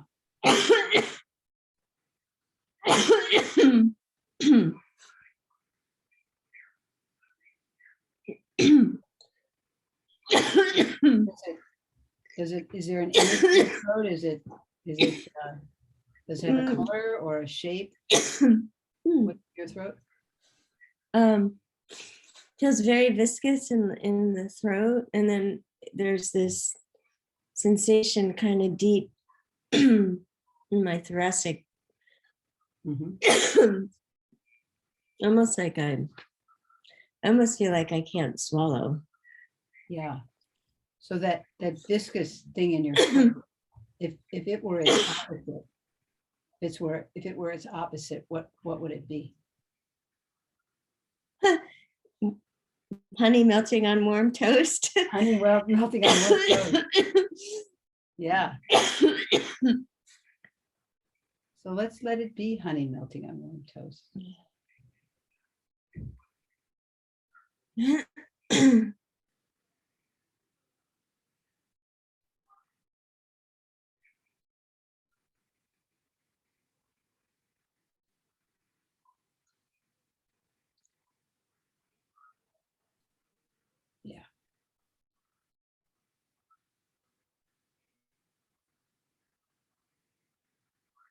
And that part that's lower down, what's it like? It feels like it's settling. It's settling. Okay.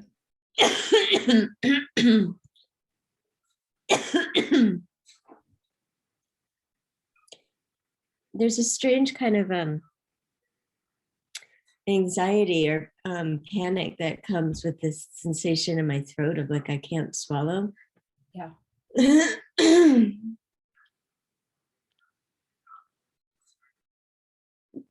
It's very uncomfortable.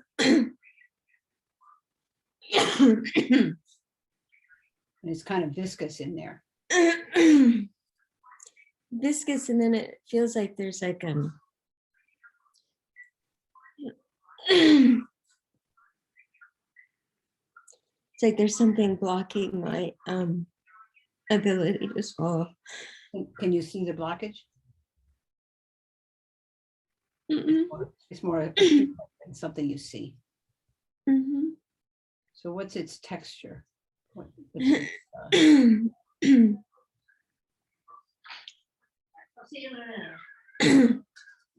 feels metallic. Metallic. Okay.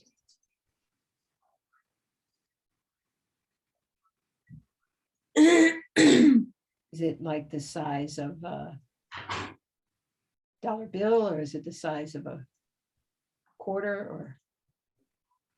Okay. Probably a silver dollar. A silver dollar. I don't know, maybe that's too big. Maybe a $50. $50. Silver coin. Yeah, it's a silver coin. So you know that it's silver. Yeah, it feels like that. Okay. And I wonder if that silver dollar or $50, it's there. I wonder if it had words, what it would want to say.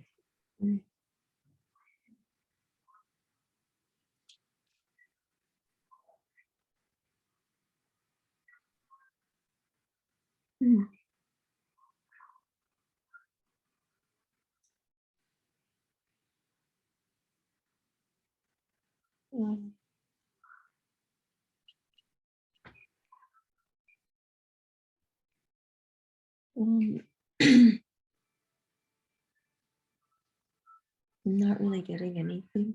Okay.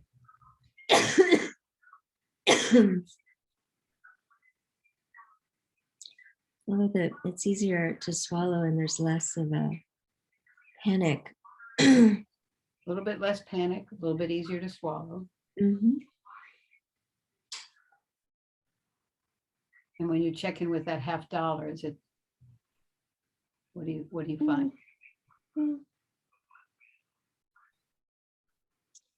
It feels farther away and it feels more like a penny. More like a penny. The size of a penny. So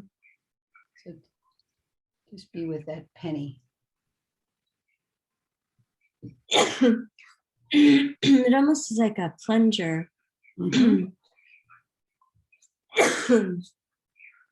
So the penny will allow a little bit of swallowing around it or past it. Yeah. What a relief, huh?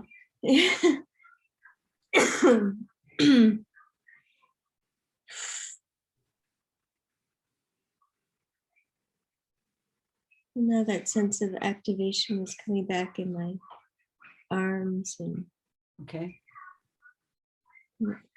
my backside. Can you find my hand? Yeah, I just saw your hand and it reminded me. Yeah, I can find your hand. Okay. How is it to find my hand? That was good. It was nice contact. Good contact. Okay. So notice that. Good contact. I think for a moment I felt like I was a little floaty. Uh-huh. A little bit in outer space. Uh-huh. Now you're a little bit more back. Yeah, definitely. And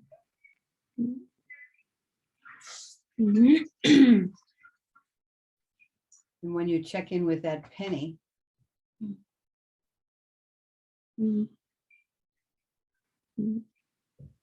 Is it showing heads or tails? It was heads. Heads. Yeah. But right now I don't have the sense of, it feels more open. Okay. Open, yet there's a just a strange kind of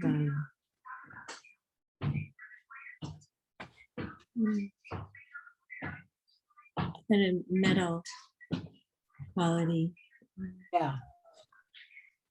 Is it like a taste, a metal taste, or? No. Sorry, my mother was just giving me some water. Metallic. Yeah, I think a little metallic. Okay. Yeah, there's other kind of taste too, medicinal. Okay, kind of a medicinal taste.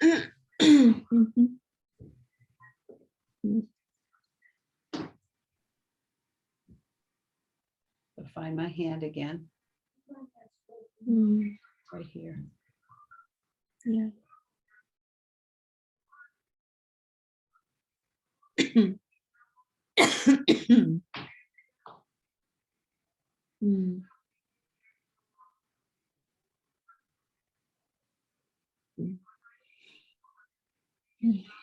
There's a sense of things moving down, energy's moving down. Energy's moving down and things are settling a little bit. Yeah. And how about the sense of space? You were wanting space. Yeah. Definitely, I feel so as I breathe, I feel more expansion in my below my diaphragm in my lower back. Okay, nice. So notice that. And I'm aware of a kind of lateral expansion where my actual diaphragm rests and the ribs cage being able to widen. There's a little more space, breath down below your diaphragm. Yeah. Like it might be softer down there in some way. Yeah. Or flexible. Okay. Yeah, and there's just more sense of that. Yeah, that whole respiratory diaphragm. But yeah, there's just more coherence, perhaps, or synchronization, movement. Yeah, so notice that coherence, synchronization, movement below your diaphragm, above your diaphragm. Softer space. How about that taste in your mouth?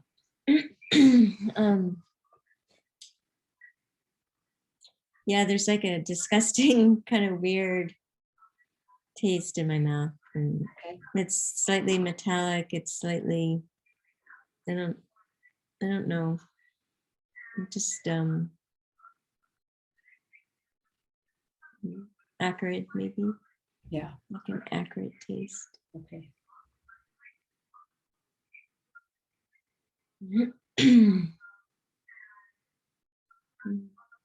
And the rest of you? Yeah, the rest of me is settling. I'm that intense activation, which I think I associate with dissociation, is shifting. Okay. Like I feel it. It's almost like moving out of my tissue. So it's dissipating. It's moving down and sort of out. Down and out. Okay. And I just felt more breath in the upper lung, which felt. I just saw you breathe in a way that looked like a little more space in the upper. Yeah, that felt good. Almost like I breathed into a place that I haven't really breathed into. Yeah. So let's let you explore that place of breathing into. Give yourself some time to become acquainted with this place to breathe into.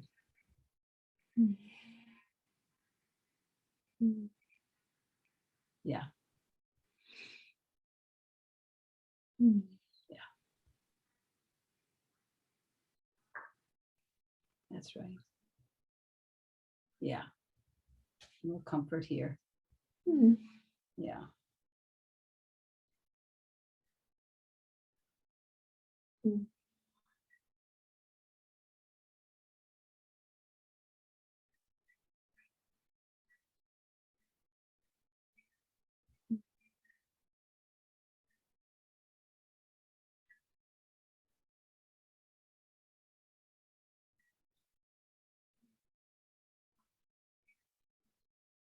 Yeah. Yeah, your other hand is on your belly. Yes, right at my solar plexus. Nice. Yeah. Nice.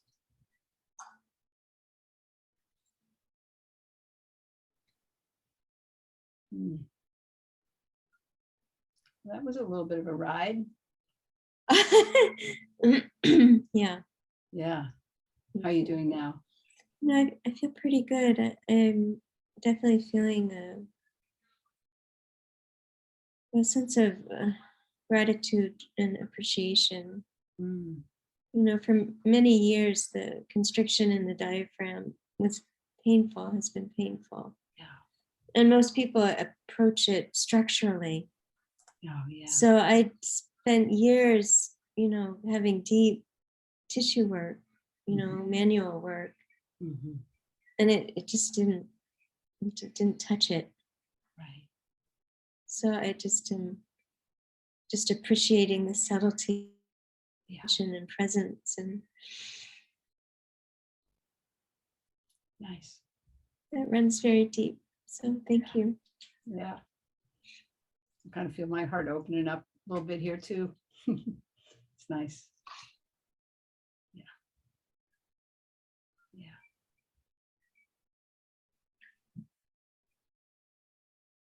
And check back in with that taste in your mouth. I'm just curious about that one more time, if I may. Yeah, it's dissipating. It's still there, but not as intense. It's not as irritating. Yeah, so, maybe just keep an eye on that over the next 24 hours. We clearly set an arrow into the air. It lets go, right? But it's going to keep flying for a while. Yeah. Yeah. So does this feel like an okay place to close? It does. Yes, it does. Yeah. Okay. Thank you. Thanks so much. You want to give me your one word for how you feel differently now? Oh, yeah.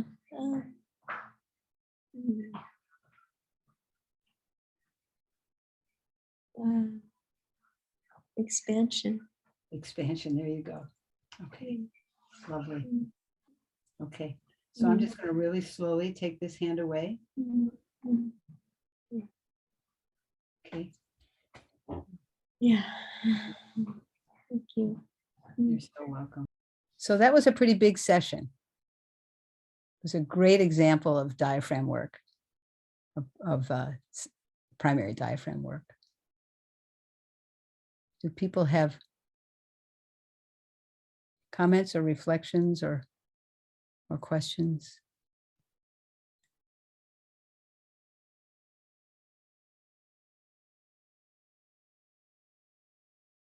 I'll share that the thing that I kept holding on to was that I needed to have confidence that yang would turn into yin. That if I could hold space and not close the session, even though it seemed like it was getting quite volatile, that if I could hold space in a steady way, that I could trust that it would come around the bend and regulation we would find regulation. And sometimes, especially in a session that has high volatility, like I would say Alexandra's session did have, that I really have to hang on to that to trust that.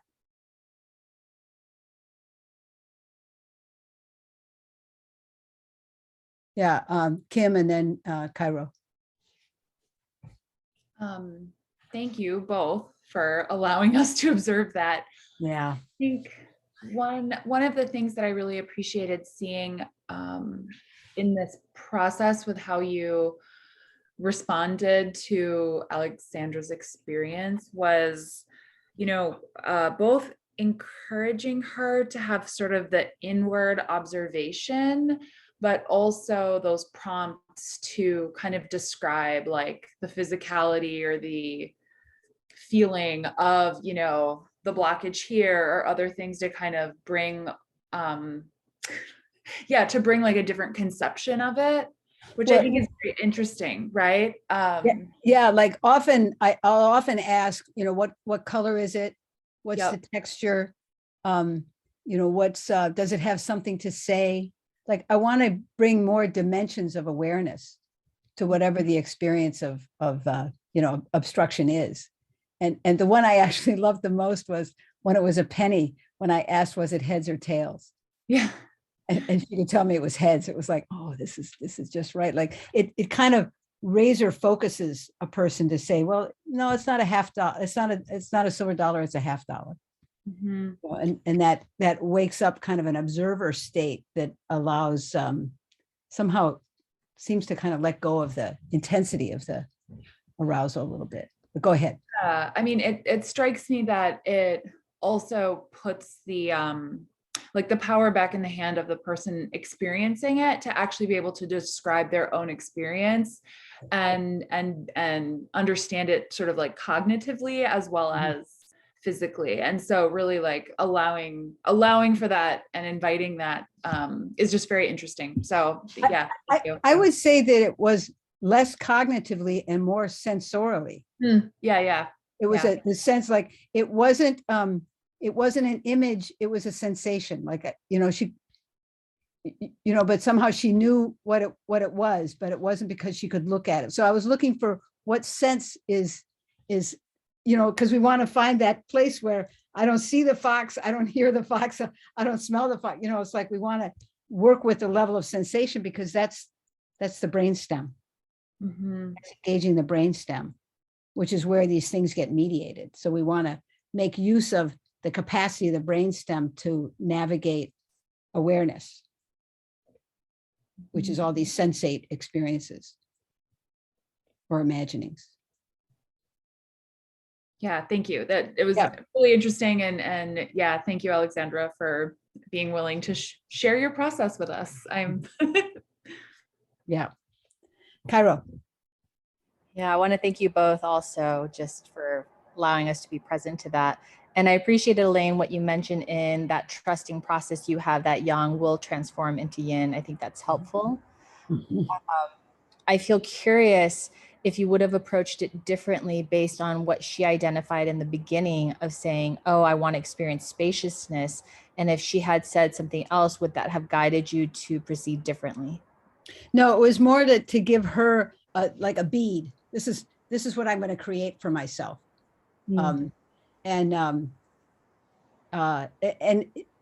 Sometimes it helps to create an intent for them to have an intention in their tissues. This is what I need. This is what I want. If we had a long-term relationship, which, we're initiating a long-term relationship, I hope with everyone here, but that information about the history of structural work on the diaphragm being kind of incomplete was pretty interesting to me. And we didn't get it until the very end. I think that if I had had that information ahead of time, I would have been less concerned about the level of, affect that was coming up. Would you say that again? Just what you said. I need to understand that better. So Alexandra told us at the end that she'd had a lot of structural work on her diaphragm, but that it hadn't really released the sense of tension that was, and the lack of space and the contraction that she was experiencing in her chest. And if I somehow, I don't know, it's just in my imagination. I think that if I had I had been a long-term clinician with her, where we would probably have not started with this work. We would have started with something in a titrated way that, a way for us to get acquainted with each other. That I might have gone into this diaphragm work with that understanding and appreciated, had a deeper appreciation of what she was working on. I mean, I certainly had an appreciation. I knew there was a mystery. I knew there was a story. I know we still don't know what the story is. Maybe you do, I don't, but we know there was something big, and we know that something moved. And how it's gonna manifest in your life remains to be seen. But I'm sure you'll have a story to tell when we gather for our next module. I'll keep you posted. Please, please, please. Miriam. Yeah, so going back to what you were saying of having that trust, that faith of yang turning into yin, and going back to that, what would you say you do, or what would you advise for us being fairly new to this work, or I'll just speak for myself, fairly new to this work, when I find a place of just being really scared of like, oh crap, did I just jack this person up? Or getting a little impatient or any of that, which would take me out of coherence. Right. So I think probably what happened for me was I noticed myself getting a little anxious, like this is pretty big. This is pretty big. And then having to remind myself, put my feet on the floor, my library of resources, put my feet on the floor. Remember that yang always turns into yin. Remember that I need to be the steady presence for her.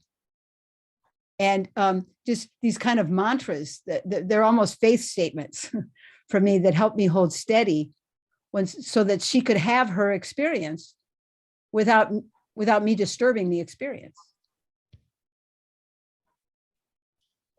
And what about if at one point I asked her, is which hand, the one on her shoulder or the one on her rib cage, which one, I think I said, is the most comforting or the most meaningful or something like that. And that was a little bit of an attempt to mitigate the arousal. Because if my hand on her, it seemed that my hand on her respiratory diaphragm was a little bit more activating, but my hand up here that put a little lid on it was a little more comforting. So I took this one away. Because I wanted to turn the dial down a little bit. I didn't want to turn it off, but I did want to turn it down a little bit. And what would you do if her experience was then somehow starting to trigger you, and you weren't able to really find your feet on the ground or something like that? Well, I mean, there's always the option to close the session, if it starts to feel unmanageable. But sometimes if you close the session in the middle of if we had closed the session before Alexander was done, it would have left everything in place. It would have been a disservice to her to not allow this sense of organic completion, like her body did the completion of something that had caused such a brace in her diaphragm and an inability to swallow and the coughing and all that. Like there's something in there. And if we had hijacked it halfway through, I think it just would have not been good. Yeah. And of course, in a treatment session, you need to finish it, at 1/2 because you got another patient coming in. So it can be challenging.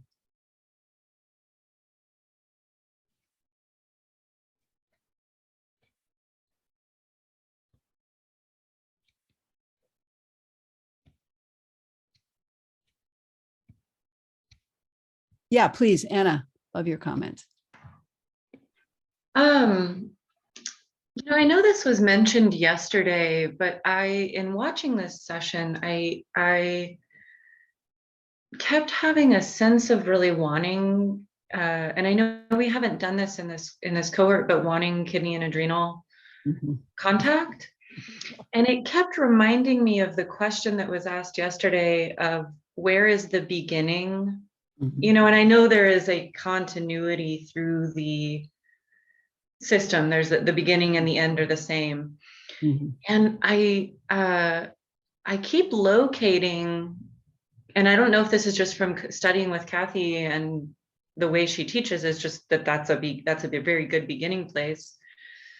And so it started feeling like I had that question again. Yeah. And this intuitive sense I have of almost the metal being later than the beginning. And the kidney feeling for me, and it was almost like a sense of wanting that element or something. So, and I'm not saying that as I'm just really curious about it. Well, I had the same thought during the session. Yeah. Like, if this had been just a regular session in my practice, I probably would have moved to her kidney adrenal system, same as your instinct.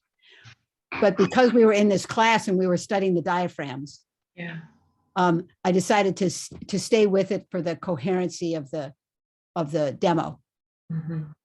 But we, particularly, like, so if we were to continue to do more work, I would want to go to your kidney, because in part because one of the jobs is the kidney is to pull the chi down.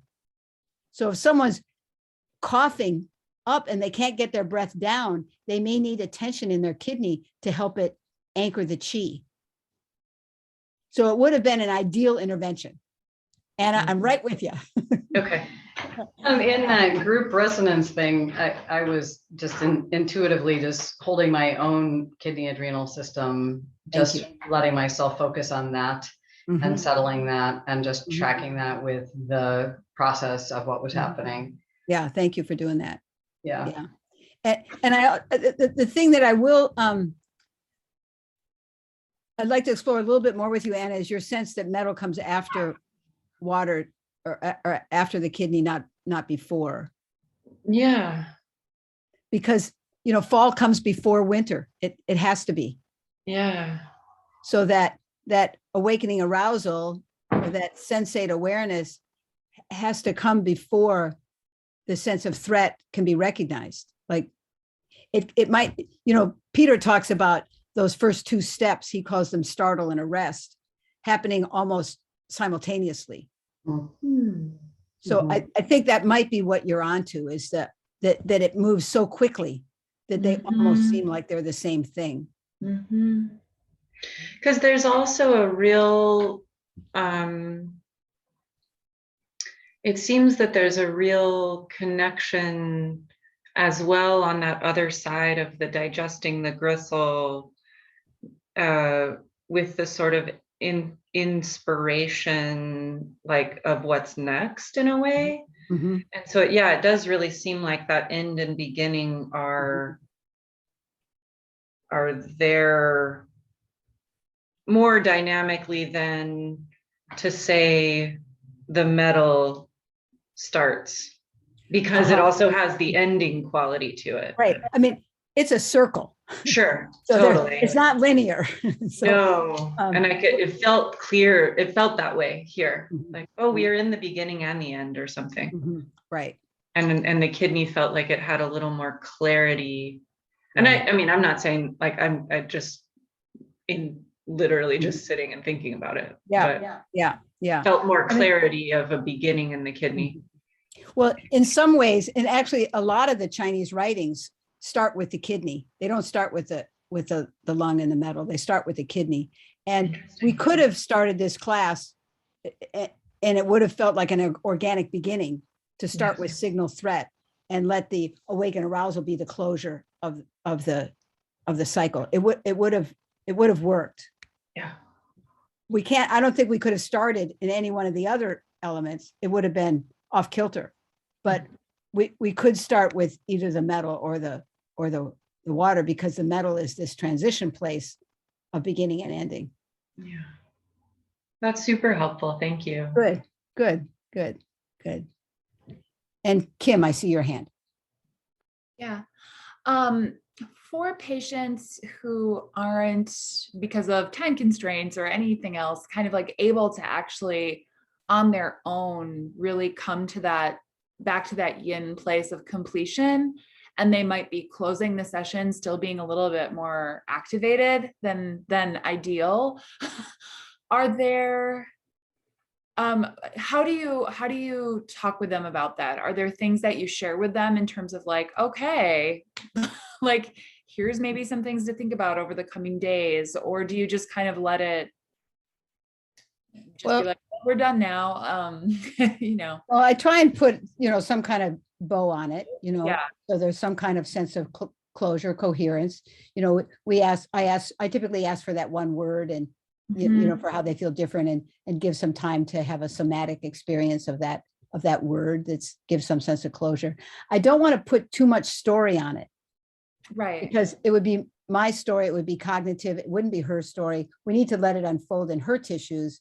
And sometimes it's better to not leap to story, because we can get to some sense of conclusion, and it limits the possibility of what it could be. But now I know what it is. Well, but maybe you do, maybe you don't, or maybe there's more. So I don't encourage a story.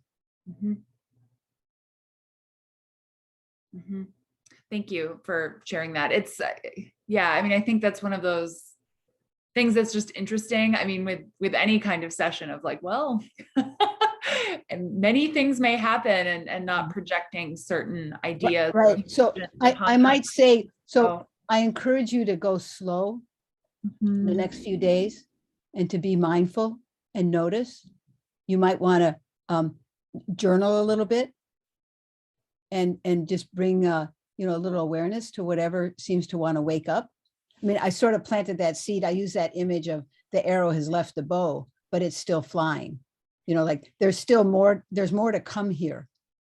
We've set something in motion, but more is going to come. So, take some time to harvest it. And then when we're back together next week or next time, we'll explore that. But again, this is vibrational medicine. So we put a vibration in motion, and it's going to go someplace. And if we give it its full freedom to express, and however it's meant to be expressed, then we'll, then her body is taking over. And guiding. Like her destiny is now in charge, not my prescription.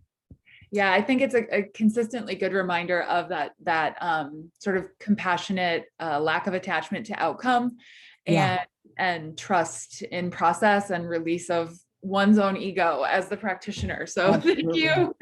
Absolutely, man. Yeah. Always, right? Going up against that. Okay. Thank you. Sure.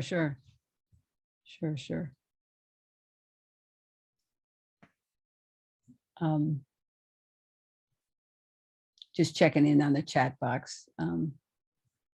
See what's here.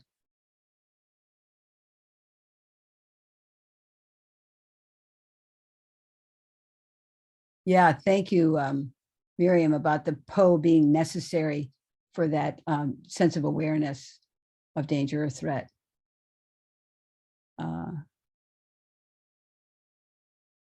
Tomas, you want to say something about your comment here?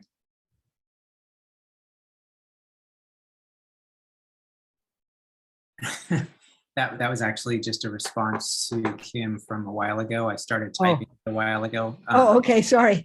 It was about the languaging and how we can be with own our body parts and all of that. Yeah, I just saw that I had finished typing it, but never sent it. Never so sent it. Okay, good. Yeah. Okay, we're good. We're good. So any other reflections?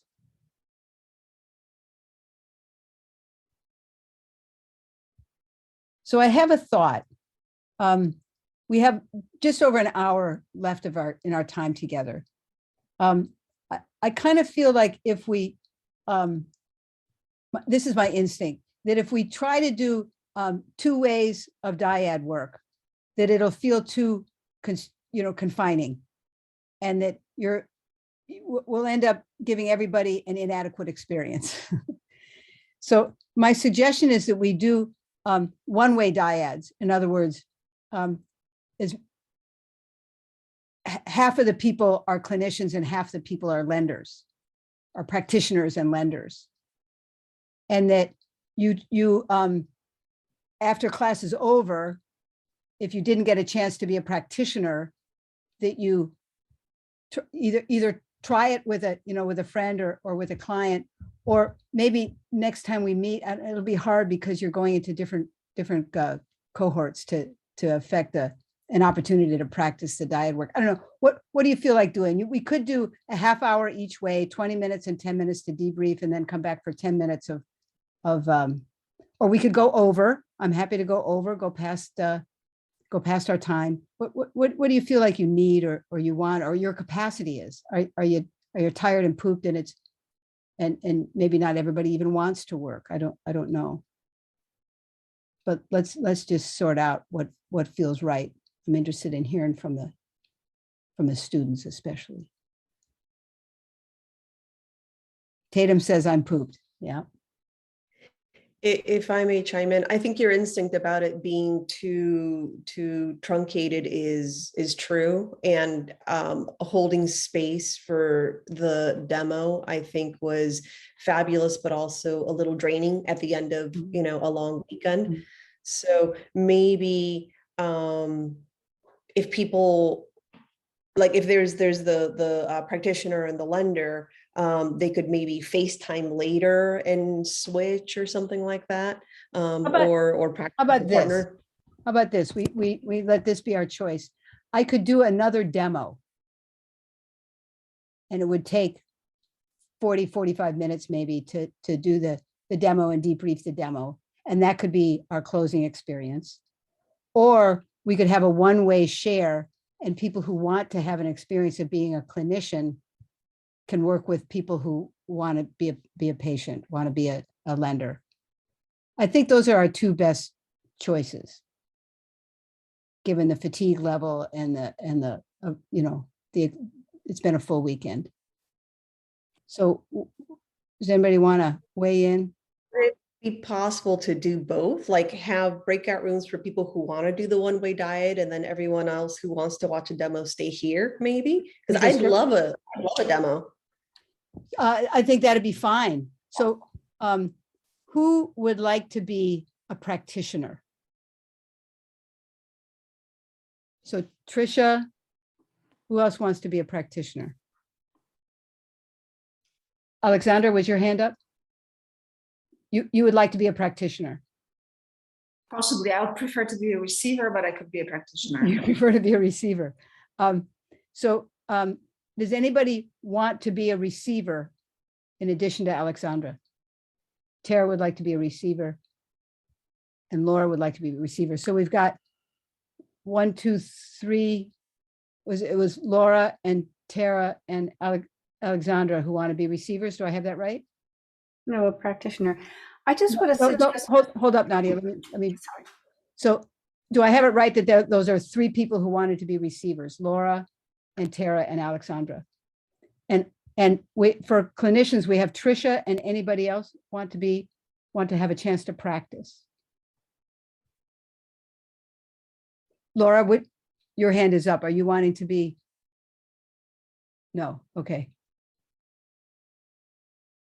So it seems that we could put Trisha and one of you in a breakout room, and you could have a practice session. We could put one of the assistants in with you to be, to be of support. And one of you 3 that wanted to be a client could be the demo, could be the model for the demo. And the other one would be able to watch. Is that what we've got? Unless somebody else comes forward to want to be a practitioner, to want to try being a practitioner.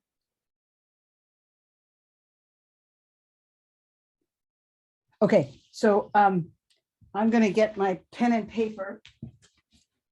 And the 3 people that wanted to be a practitioner, wanted to be a lender, I've got a number between 1 and 100. And I'm going to write it down here. And the two people, the person who's closest to my number without going over will be the, do you all three want to be the model for the demo? No. Okay. So the person who's closest without going over will be Trisha's patient, will be Trisha's lender. Okay. So Laura, what's your number?